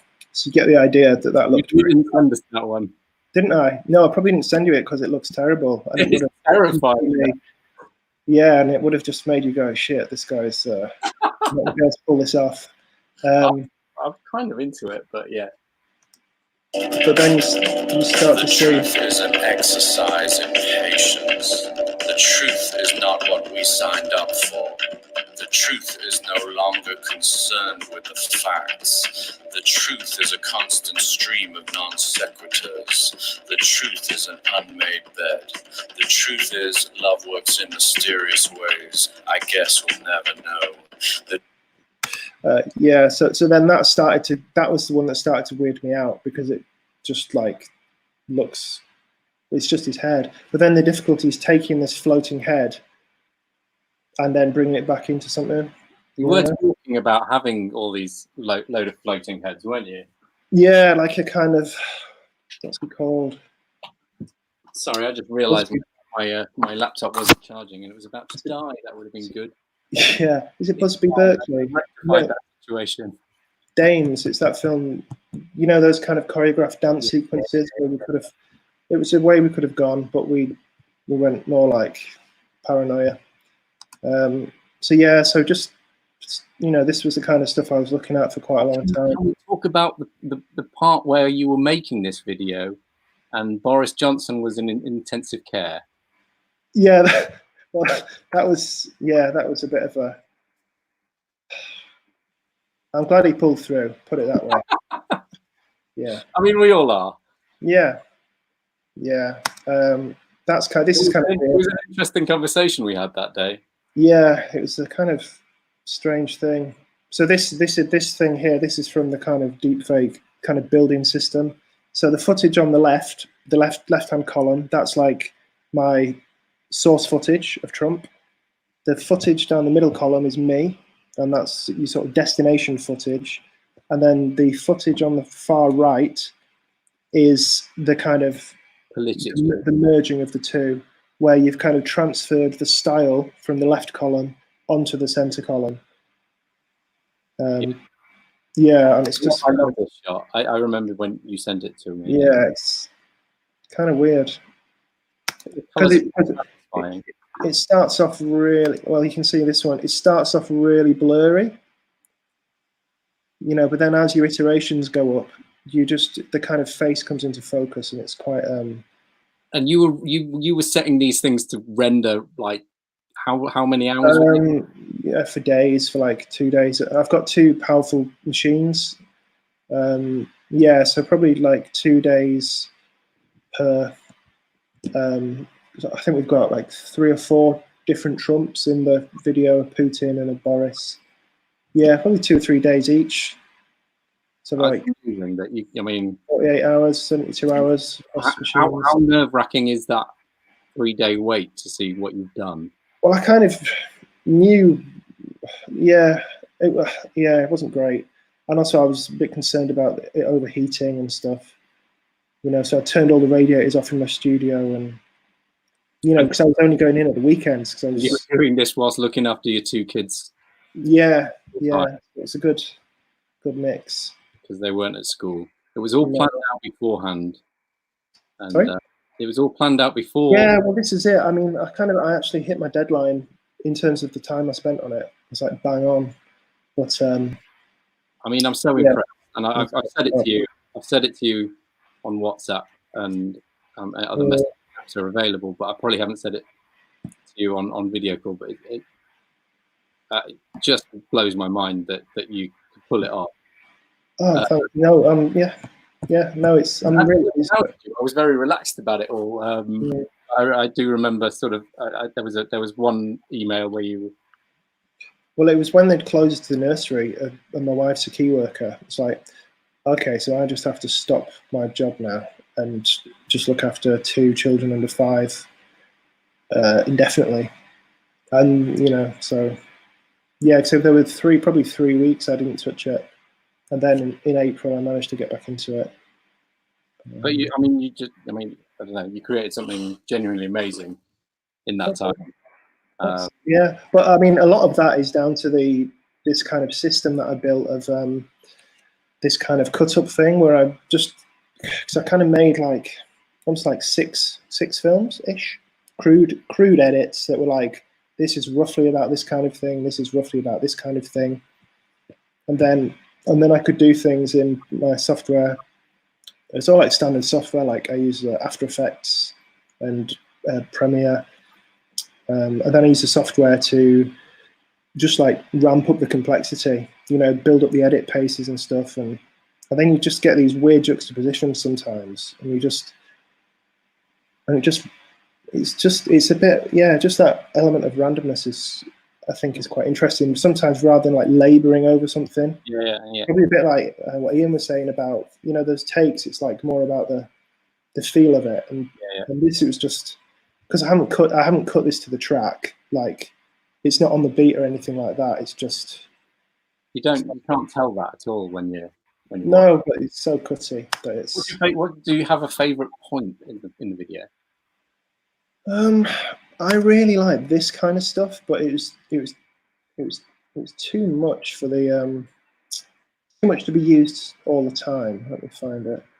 Really day glow. I'll just show you this. It's just like a little, an oddity, just from something I was. That's just like, yeah. Can you make that into a GIF? Yeah, probably. Great. But I was just looking into different ways of how we map Trump back onto Trump. Yeah. Oh, and this is how this. So this is part of how I. Yeah, ended up kind of tracking his face, but this was the stuff that I like. This like quite psychedelic, mosh kind of stuff, because it's just seeing stuff through. It's terrific, isn't it? Just nightmarish. Yeah, it really is, and because there's nothing good in this film at all, it's just it's like a really bad, just a bad time. My low-key highlight on this is Piers Morgan in the Leveson inquiry. Yeah, he's a shit, isn't he? Yeah, he's in there. Yeah, there's a few not nice people in there. I mean, I did some little screen recordings today, just of this is like the After Effects project. I don't know if people care about this kind of thing. I don't know, but just so you can see, like, this is, you know, it's it's a constructed image. It's not The stuff- it's not like a one-button solution, I suppose, is what I'm trying to say. Yeah. There's a lot of like post-production techniques and stuff that go into this after the fact. So it's like tracking the face to and then, you know, blending it in and all that kind of stuff. Yeah, it's quite a lot of work, but it's kind of super enjoyable as well, because you guys gave me complete complete autonomy to make a film with this amazing track. So I was just sort of grateful to be able to do it, really. Probably got enough about that. So I mean, yeah, I just so pleased I'll kill them then. got to the point where we did with this video, and the thing I really enjoyed was the collaboration, and it wasn't sort of, we never went microscopic with that. We didn't drill down into details. We just talked about the themes, and you were on board. So you know, immediate. No, yeah, definitely. It was a real. It's a weird one, because, you know, I do a lot of commercial work, where you are kind of, people can be quite controlling, quite micro. Make this sand 50% smoother. That's literally something someone said to me in the past. You know, these completely insane kind of power tripping things. And so to do work that's, I don't know, it's just more, you know, it's just sort of, just more creative, and I don't know, I feel a bit more like I'm using my skills for good when I work with you guys than when I work with some of the other people I work with. But yeah. I hope they're not watching. Yeah. Post-production's dead. No one's doing a live shoot for like months. And you're on childcare. Will Michael's prints be available as merch? Ask ILT. Oh, we talked about that, didn't we? And they were going to be available this evening possible at the show, but we should sort something out for sure. Yes, they are going to be available. Is the answer. Yeah. One way or another. Right. Do you think? Is there anything else you want to say? No, just my apologies if I talked about something people don't care about, and the technical hitches. So, sorry. Thanks for coming and joining. No, well, you know, I would have been in Leeds in a travel lodge or something. I mean, you could have been staying in this very room. Oh, you've got children in your house as well, though, so. Travel lodge it is. That's fine. I think I would have booked myself into a hotel. I understand. But yeah, and I'm just looking forward to getting the rest of the single stuff done. And we should do these questions where they're asking you before. Okay, sorry. If there are any questions. Michael dream of Trump and Co. now over and over. Nightmare Massacre? ? Yeah, there was a point when the UK went into lockdown and I was making this film and I had to give up sort of doing stuff. It was quite bleak, because this is quite bleak. And when you kind of look up from your work, which is about a dystopian nightmare, an actual dystopian nightmare, it was a bit much. I couldn't tell. I'm glad it's done, you know? I couldn't tell when we got to the point we were releasing it whether this was a little bit too real for the video, the song, the point of doing it. And I don't know if I was a little bit afraid that people were ready for escapism, and it's very much the opposite of escapism. Yeah. I read something that Charlie Brooker was keeping, I think he stopped writing Black Mirror because he said people don't have an appetite for this. I see what he's saying. He doesn't do it anymore, does he? He gets different directors to. Yeah, well, I'm not sure, but he's certainly exec producer. Like any multinational would. Yeah. So, Yeah, so that's kind of it. Thank you very much. No worries. I'm hoping that Simon might come back on and talk about what we're going to talk about now. Am I coming on? Cheers, Mikey. Lots of great comments for you there, boy. I was putting them on screen, but you weren't looking at the screen. I was trying to private chat you saying, look at the screen. Yeah. Everyone's saying they love you. Oh, okay. Sorry. Yeah, I think we've covered this for him. Will there be more videos? We haven't talked about that, so we can't possibly comment right now. No. I think that's there you go. Look. Thank you, Michael, from Martin. Oh, no worries, Martin. I'm glad you managed to hang in there for the entire thing, ramble. Yeah. All right, Mikey, you're leaving the stream now, I'm afraid, my friend. All right, everybody. Peace out. So yes, Dave, I think you're going to be chatting to Jamie and Lee now, so I'm going to pop them in screen if they're ready. Are you ready, boys? Yeah, mate. There's one. Yo. And I'm going to quickly leave to top my wine glass up. We having Catlin coming back in. Does he have any questions for these boys? Hi, Simon. Hello. Do you have some questions for the Greenmount boys? I do have some questions, yeah. Good. I'm glad, because I haven't prepared anything. Yeah.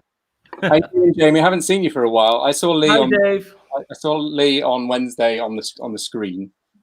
Oh yeah, sorry I couldn't be here. It was Emily's birthday, and as I'm her lockdown buddy, I had to drink a lot of margaritas with her.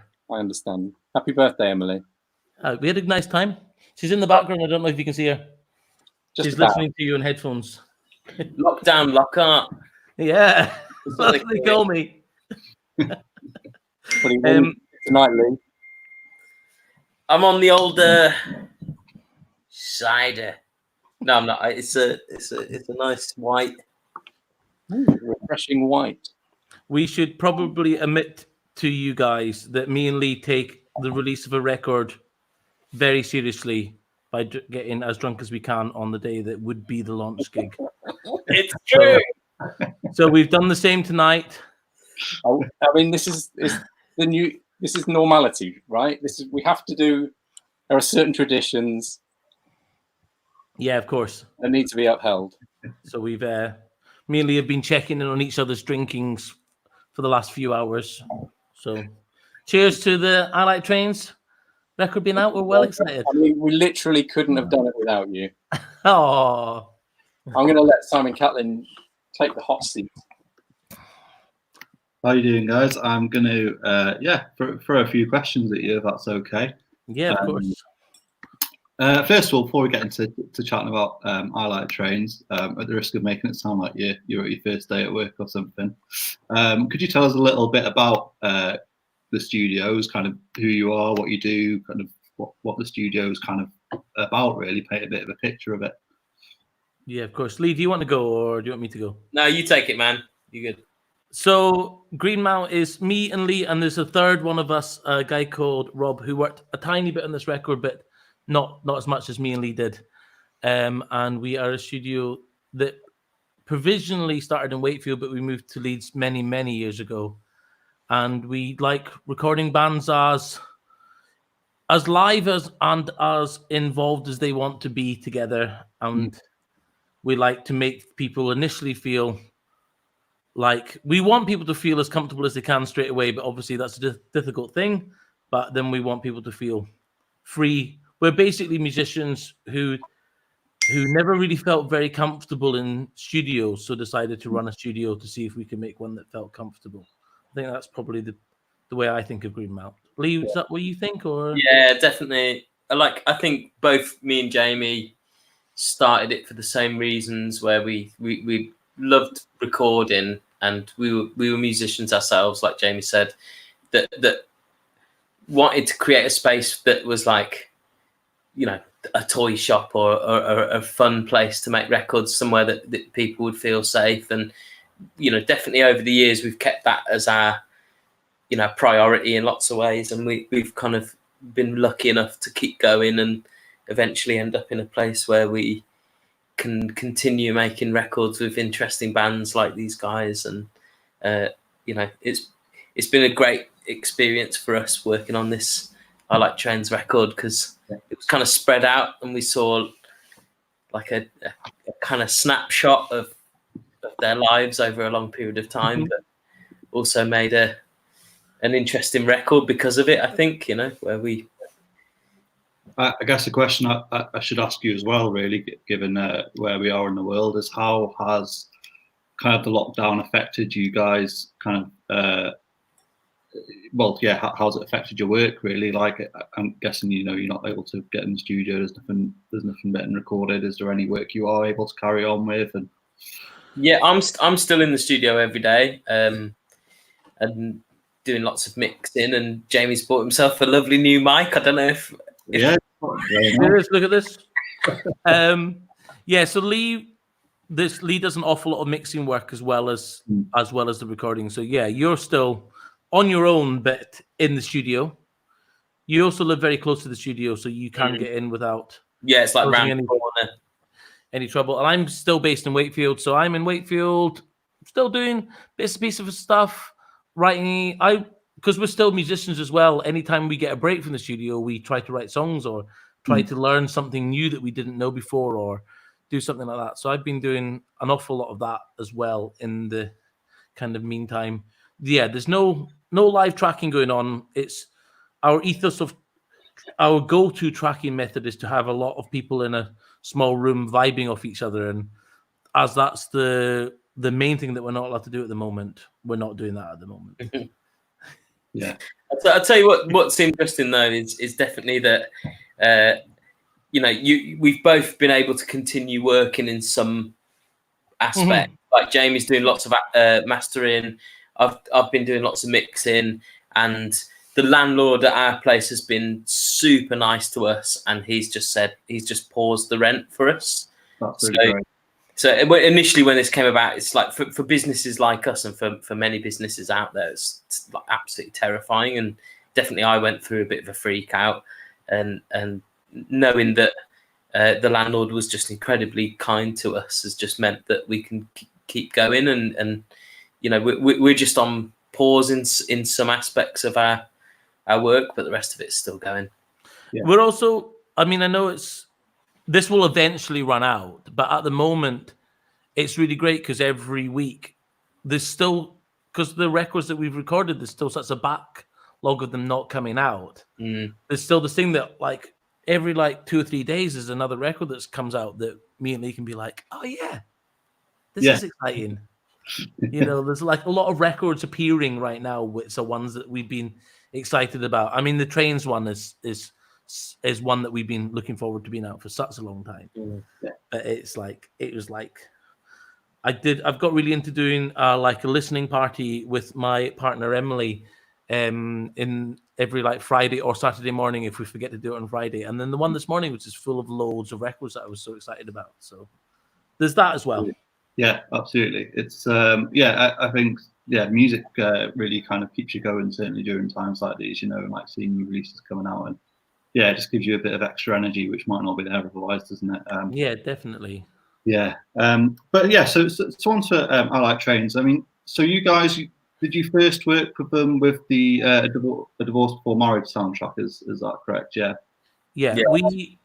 We've known I Like Trains for right from the very, very beginning. We've always known them and seen them around and stuff like that. And we first worked with them on the Divorce Before Marriage soundtrack, which we were both really excited about at the time.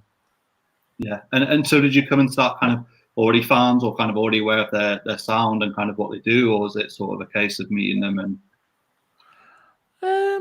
No, we knew of those guys for a long time, and we've been to their gigs and liked their music in the past, and I think we just knew the point that we were jumping off from, and also me and Jamie, like Jamie said before, have a way that we like to work when we make a record. So we didn't really have any kind of plans. We just knew what they did and who they were, and we wanted to try getting them to record a way that we like to record, and it was literally that basic, I think, at the beginning, and then we kind of felt it out from there a little bit.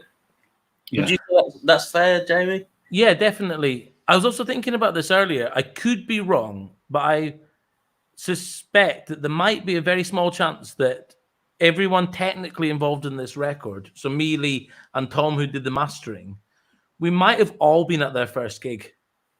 Oh, yeah. I think we might have been. Like, it was at a place in Leeds called The Vine. We were there an awful lot. We were definitely, if we weren't at the first one, we were definitely all at one of the first ones. Yeah. And yeah, so I was thinking about that this morning. I think that's kind of funny that all these years down the line, we're all working on it. Amazing. I mean, one of the things. Oh, Dave's back. Hello, Dave. That could be true. I reckon maybe Lee wasn't at that first one.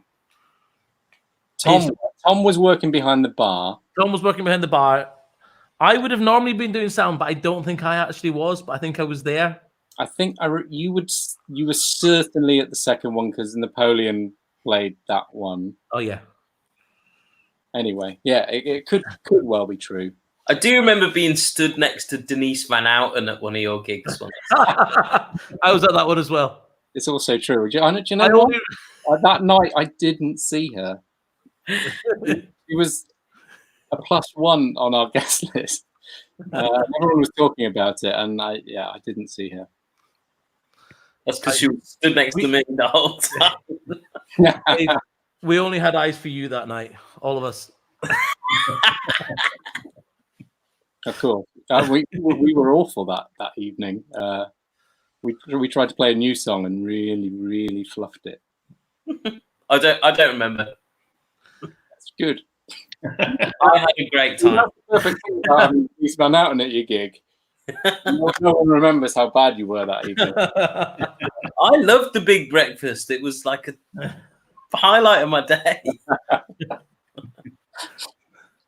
Lovely.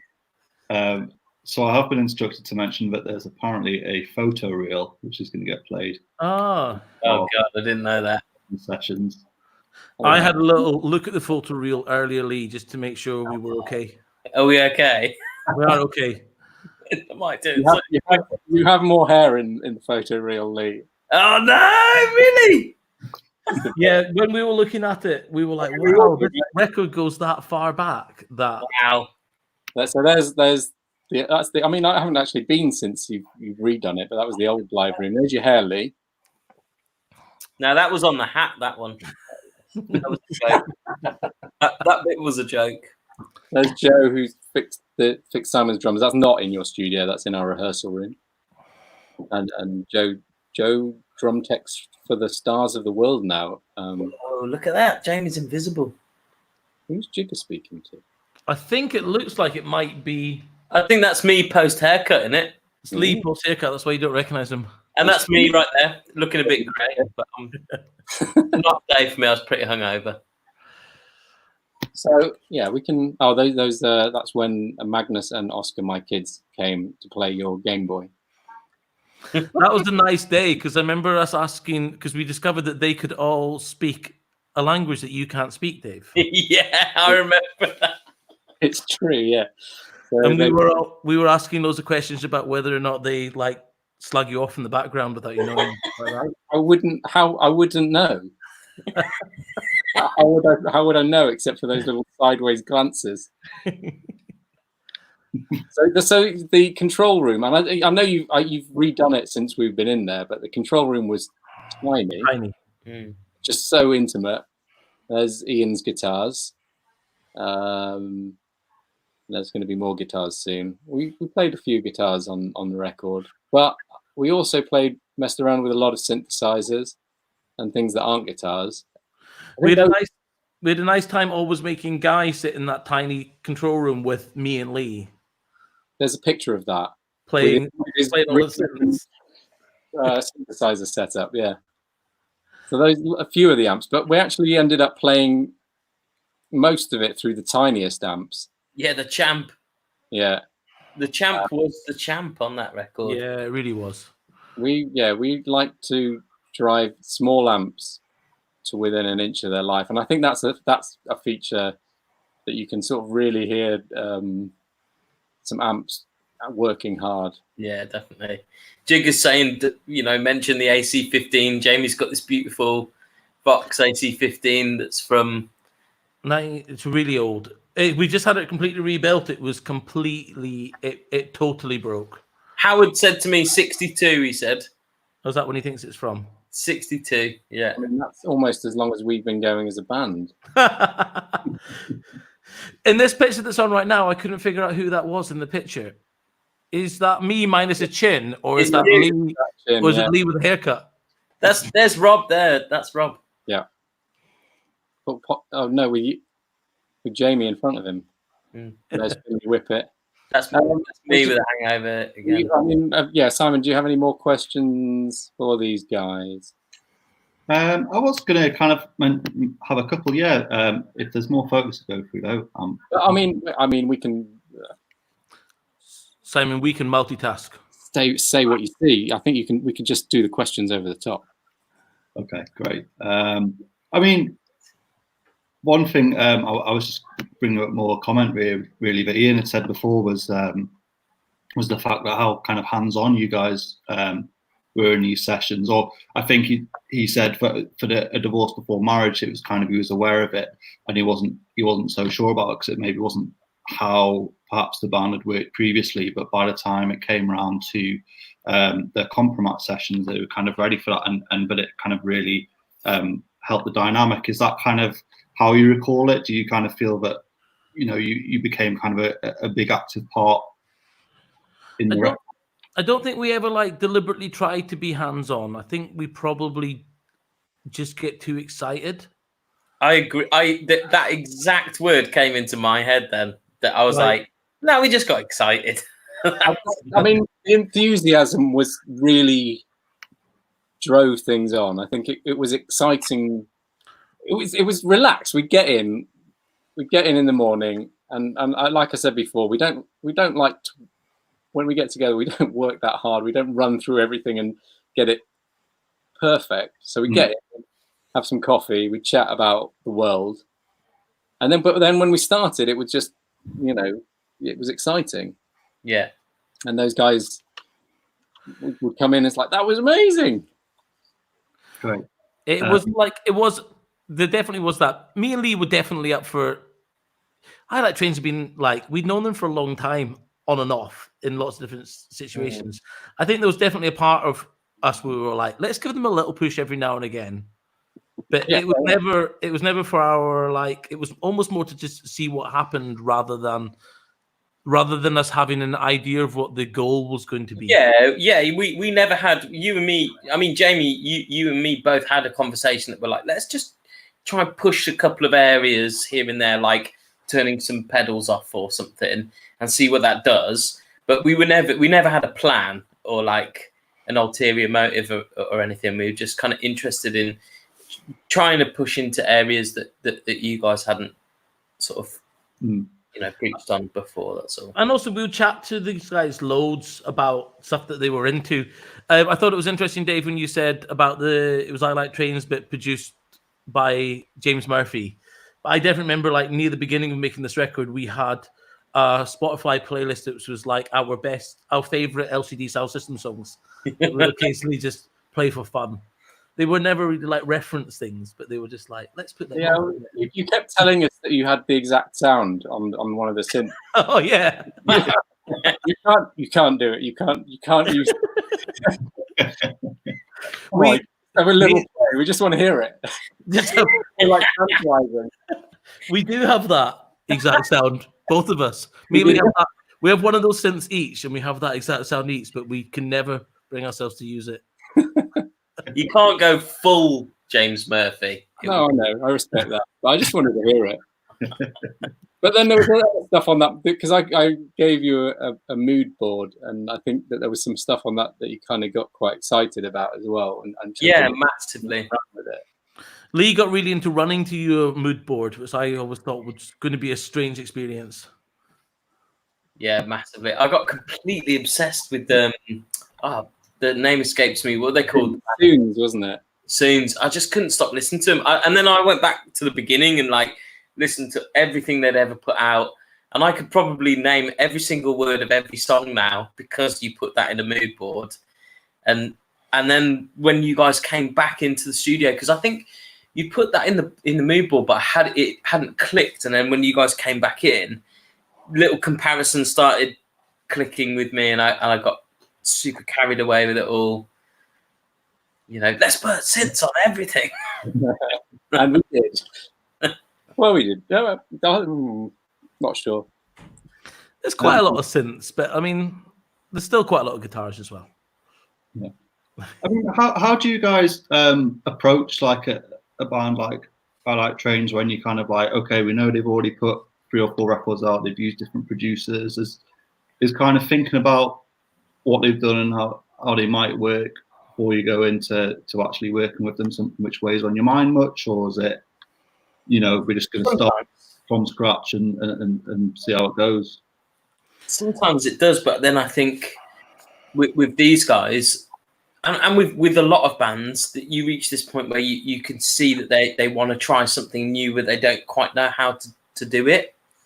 I think that's where both me and Jamie get really excited, because we feel like we're on the edge of something, you know, that hasn't been touched upon before. So we get sort of, you know, and we might have worked with another band that's, you know, done something similar, or like, you know, we're into music that does something similar. So we get carried away quickly, and then it happens naturally, I think. I don't know. What do you think, Jamie? We have that other thing. I totally agree with everything you said. We also have that other thing that me and Lee, as such, if I think if we were brave enough, we would go to loads of studios and just be in a band.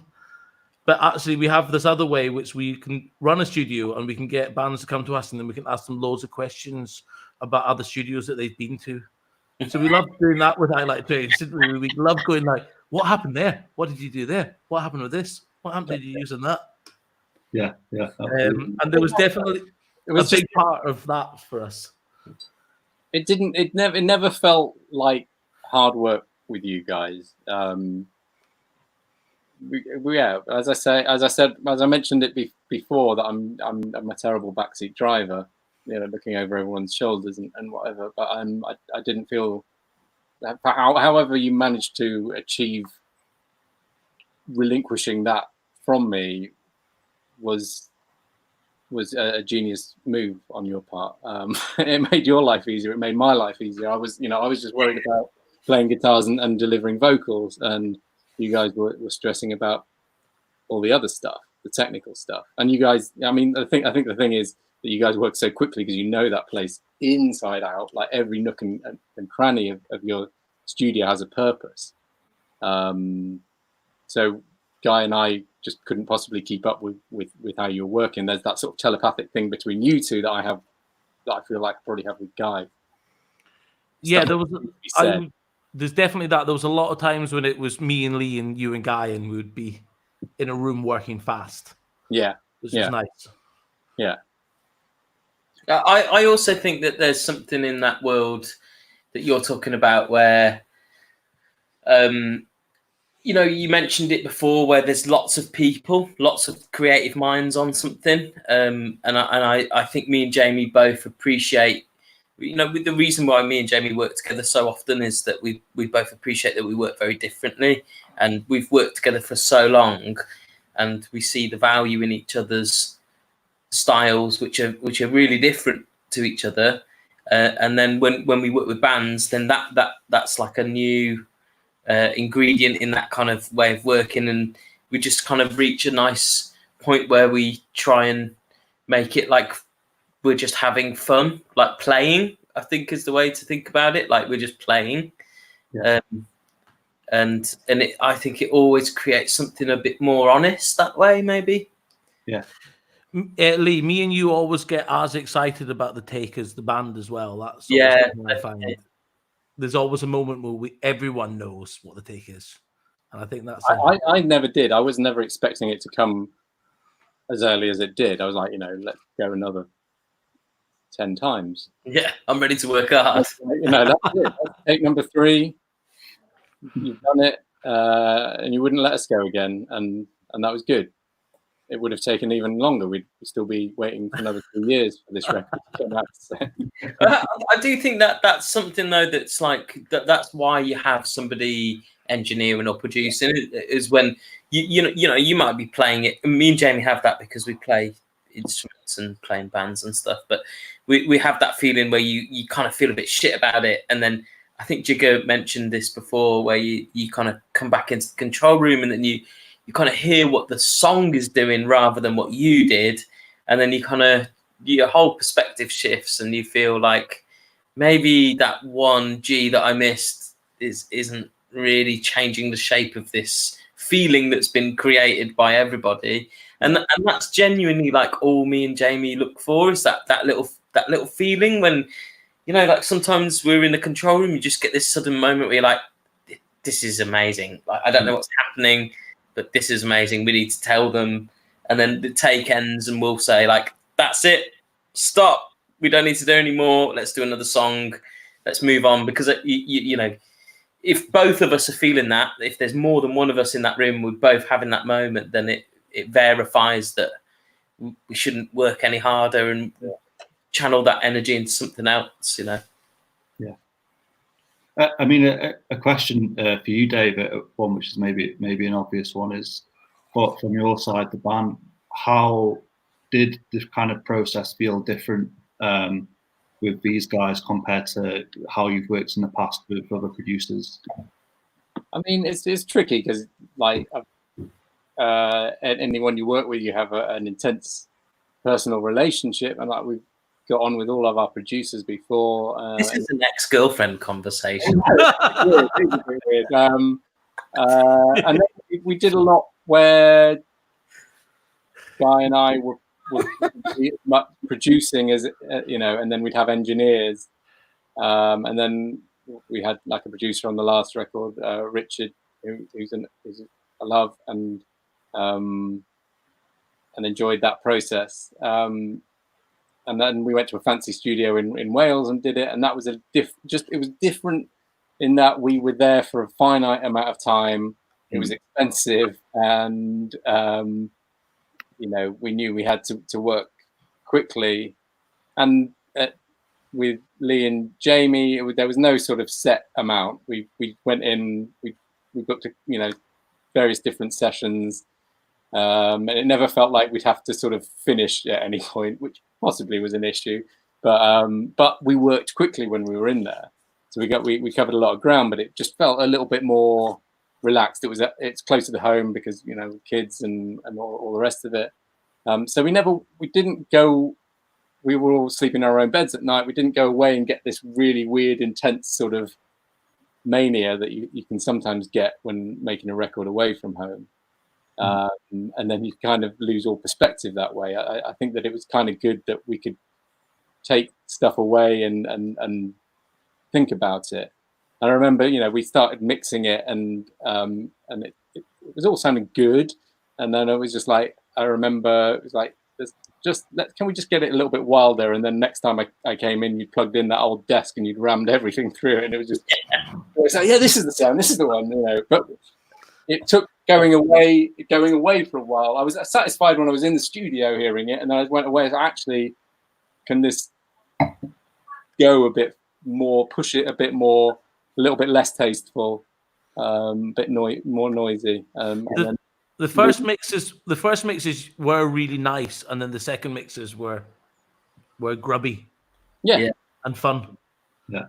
But it felt right. I went in and I was like, yeah, you've nailed it. You know, I threw a problem, and you came back with an answer, and that happened before Christmas. I don't know if you remember that you'd said before Christmas, yeah, we're almost there. I just wonder if we should be a bit more daring and maybe, I don't know, throw a load of distortion over loads of stuff or something like that. And then me and Jamie had gone away for Christmas, and we came back in January. And Jamie, do you remember that? There was the first week back, and you and me had a few days, and we were like, we had like 2 or 3 days without anyone else. I remember it, and we were you and me were like, let's set that old desk up. Let's pump all the drums to that. Let's be immature about it, and see what happens. There's an Yeah. amazing track on the record which Dave was talking about earlier that you lot aren't going to get to hear till it's out. But it has some of the most immature production I've ever done on been involved in any record ever. And when me and Lee were doing it, we were like, cool, no one's ever going to let us get away with this. And then when you guys came in later, you were just like, yeah, great. It's fun. I remember you sort of preparing us for it. It's like, we don't, probably not it, but just sit down and listen to this. We were just like, whoa, yeah, this is it. Yeah. It's fun. Was there anything in terms of kind of, I guess, like gear, like anything perhaps like maybe a little quirkier in kind of gear or equipment which perhaps you found you kept coming back to and using, which perhaps makes up a real, I guess, like backbone of the record? Or there was a couple of things for me. This was the thing, and I tried to. It was Simon had the most amazing sounding kick drum, and I tried to talk to him about this one night whilst very drunk at the Brood, and he was just like, "I'm not talking to you about my sound of my kick drum when we're out." So, kind of feel that I can't even go. Jamie, I'm pretty sure the way that conversation actually went was, it's time and I've seen you got ever since kick drum. You've got a Power Stroke 3 drum head for the kick drum. I've got one of those. I bought one of those. That's how it went. And then he said, I'm not talking to you about this now. He said, I'm not talking to you about this now. Then what happened after that was I then called everyone else I met that night Simon, which got really embarrassing because I was just so convinced that I was going to talk to him about this amazing kick drum that he had. And he just wasn't willing to do it. So yeah, it started from there and it went all the way through. There's this nice bit on this track that has just come out, that little bit of vocal at the very beginning of the track. That was the last time one of our microphones worked. And the Lomo.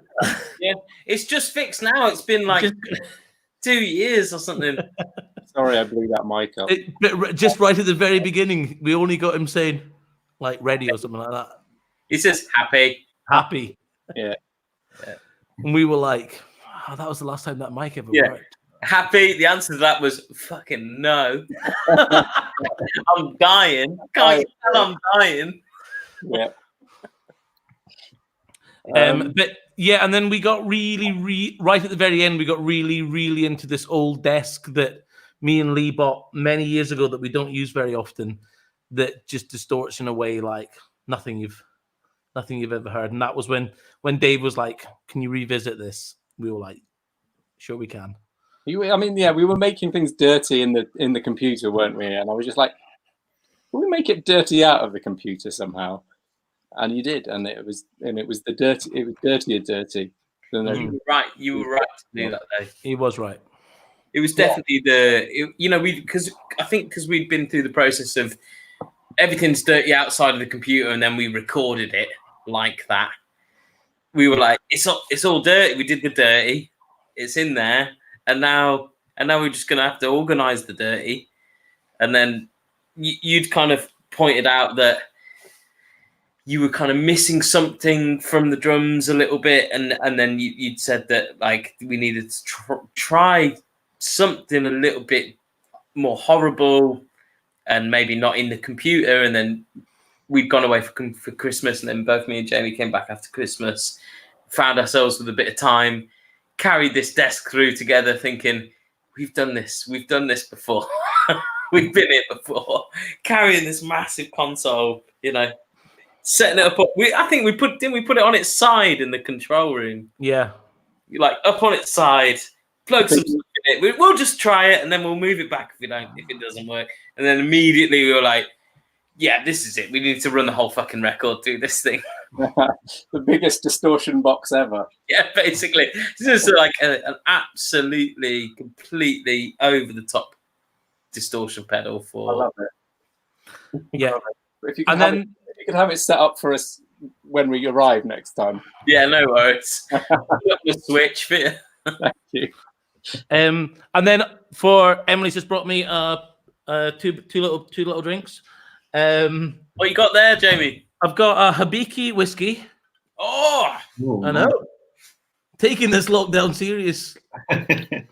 And some form of porter. Oh, that's Tom Woodhead is saying, I think it might have been Jamie on sound on that first gig, you know. And we should talk about Tom, because his he's amazing. I remember because we sent one track away to several different mastering engineers, and then we listened to them. Well, we listened the band. You got the band in, and we didn't know who had mastered which version. We did a blind tasting like a bunch of idiots. What, say again? We did a blind tasting like a bunch of idiots. It worked because, I mean, there were mastering engineers in there who have mastered records that every one of us has heard, huge records, and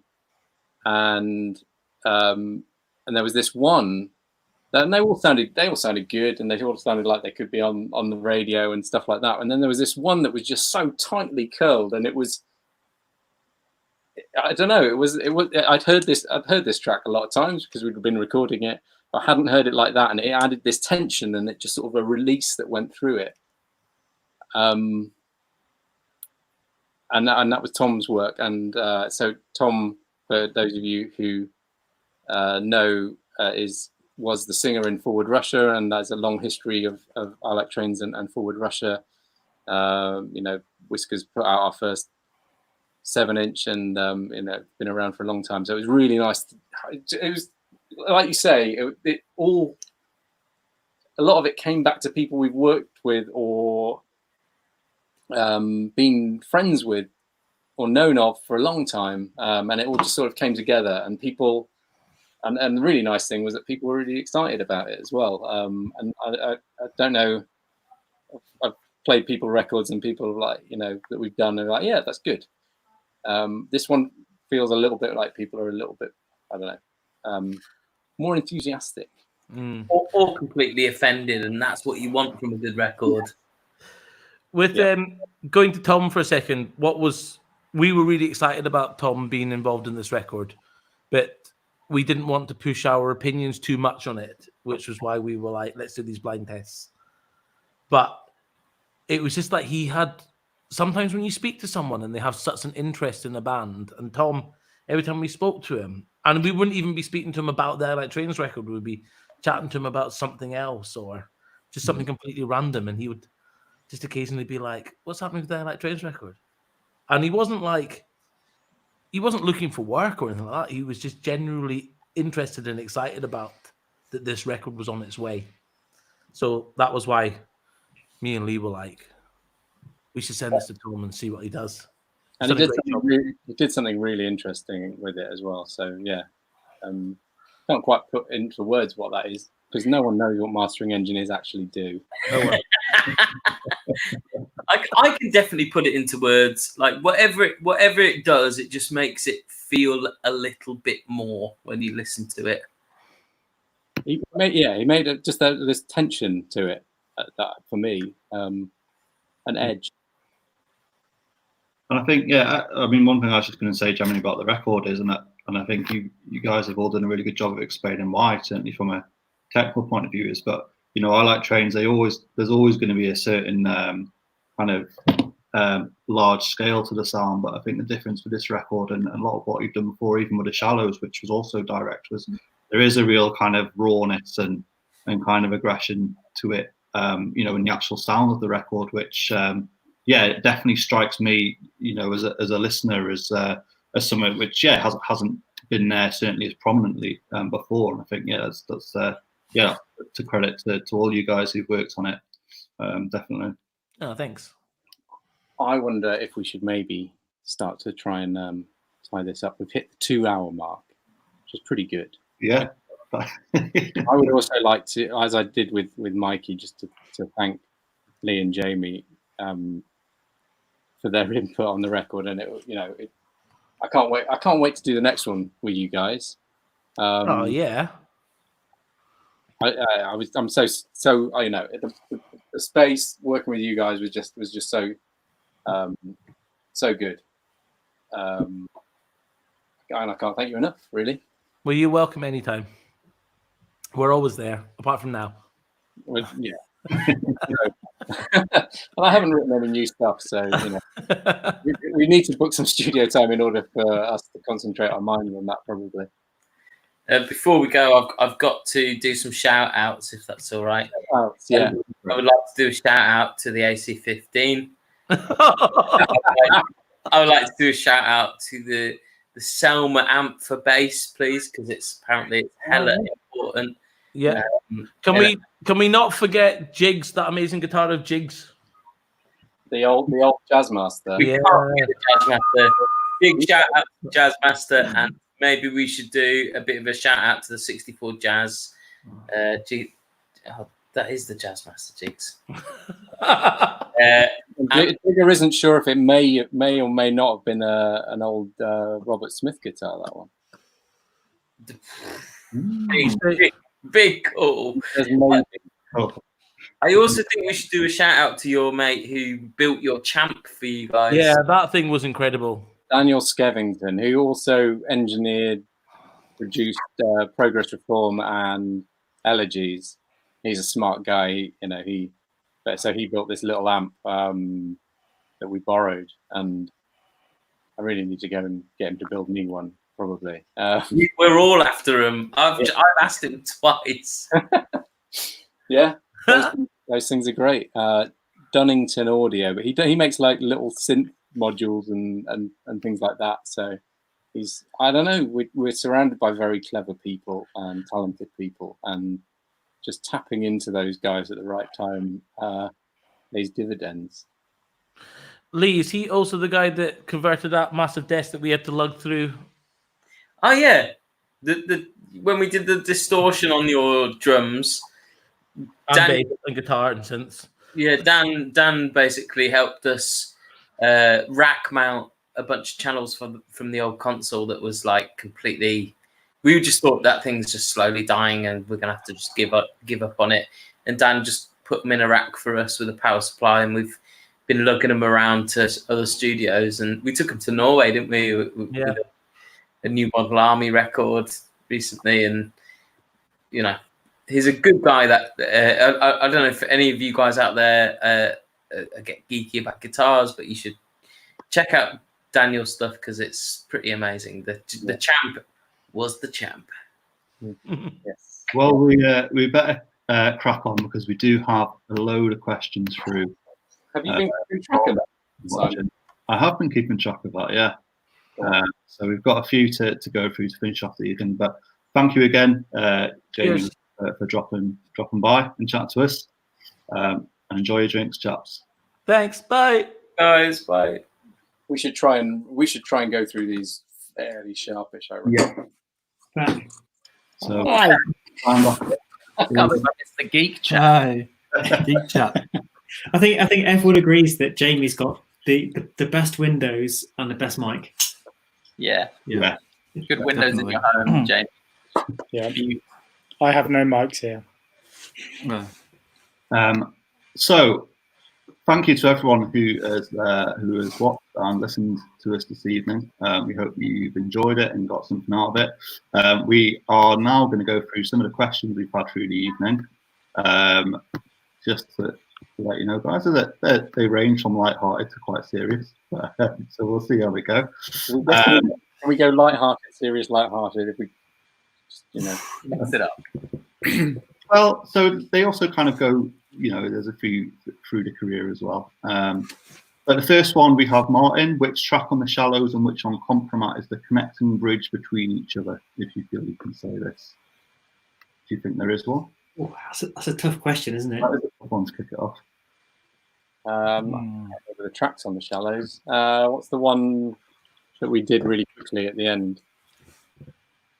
Turning of the Bones. No, the other one that's a bit more. 451. Yeah. What was that? What did that become called? We used to talk. Yeah, I guess that feels like maybe a bridging point. It's got a very similar bass line to The Truth. in the breakdown bit. Yeah, I see that. Yeah. And then But no one one was knows the the new songs, so there can't be a bridging point for you guys yet. Spandora said, "Is Yorkshire the musical centre of the UK? All my heavy rotations are from the sunny north." Yes. Yes. Next question. Definitely. I mean, obviously based in Manchester, I'd have to slightly disagree with that, but What bands does Manchester have given us? Don't give any. Justin Bloom says, "What is the song Beacons about specifically, and how does the music video relate to its lyrics?" Oh, do you know what? It's, that song is about that book by Ayn Rand, whose name escapes me. But she was a fairly horrible. You know, she inspired a lot of the far right people to sort of believe in individualism in the 60s or whatever.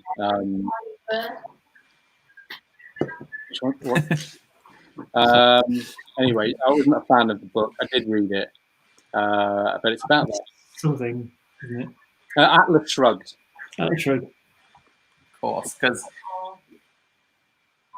Um, didn't we refer to that song as Atlas in the beginning or something like that? Yeah, probably. Yeah. Good memory jigger that. Yeah. Oh, yeah, the cover is Atlas with the shoulder. Artwork, yeah. It came via an Adam Curtis documentary, all watched over by Machines of Loving Grace. So he was sort of, her work sort of fed into a lot of the early computing Silicon Valley guys, and then hence the connection to the album. And then I would also say we haven't really. Yeah, Adam Curtis was also a big influence on this record with his film Hypernormalization. Big time. Big time. Musically as well, like the soundtrack, all the sounds on that film are awesome. Yeah, just an incredible piece of work. Yeah. And then the actual theme for the music video for Beacons was sort of independent of the lyrical meaning, wasn't it? The guy Progress that made the video, they wrote that treatment as a sort of independent story, which worked for the music. So they're not intrinsically linked. Yeah, they had a kind of storyline between that and Nemesis and what else was it going to be? But there was a sequence which I don't know if it ever got completed. Yeah, next question. Another one from Martin, and this is probably one that I should have asked myself. What is the reason that you gave the record a Russian title? It feels like a lot of it comes back to Russia and Putin, and even his tactics have sort of been replicated in the other populist leaders that are rising up. Just create mass confusion, and no one really knows what's going on, and then you can push through certain stuff whilst people are, hey, look over there, sort of tactics. They're concentrating on something else, but also the sort of covert influence on Brexit, funding of dark ads in order to make people think in certain ways or vote in certain ways, and then also on the American election as well. So I don't know. Well, it took us a long time to name the album, probably the best part of a year. It was the last thing to do, wasn't it? I think pretty much. Yeah. I thought the title was too obvious, and then I came back to it, and actually the record's a little bit more direct generally, and then I was like, screw it, we've not got anything. And I love how like other languages have single words that mean or represent a concept. Like I guess words like Schadenfreude in German, like words that symbolize something bigger. And we don't have too many of them in English. So it was nice to find our word that kind of reflected what this record is kind of about. And I remember when Dave said it, I was like, yeah, I can remember early on, like we were bandying around various titles, and like Alternative Facts was one of the ideas, but there was another band, I can't remember what they're called, in Leeds, who have a song called Alternative Facts. But you know, we were kind of looking around for phrases or words that kind of summed up this kind of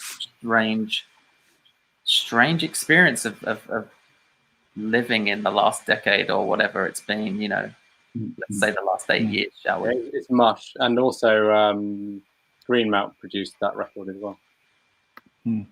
Ouch, too close. And I think, yeah, Compromat has 9 letters, the 9 tracks on the album, which we probably didn't think about when we named it Compromat. I only just found out.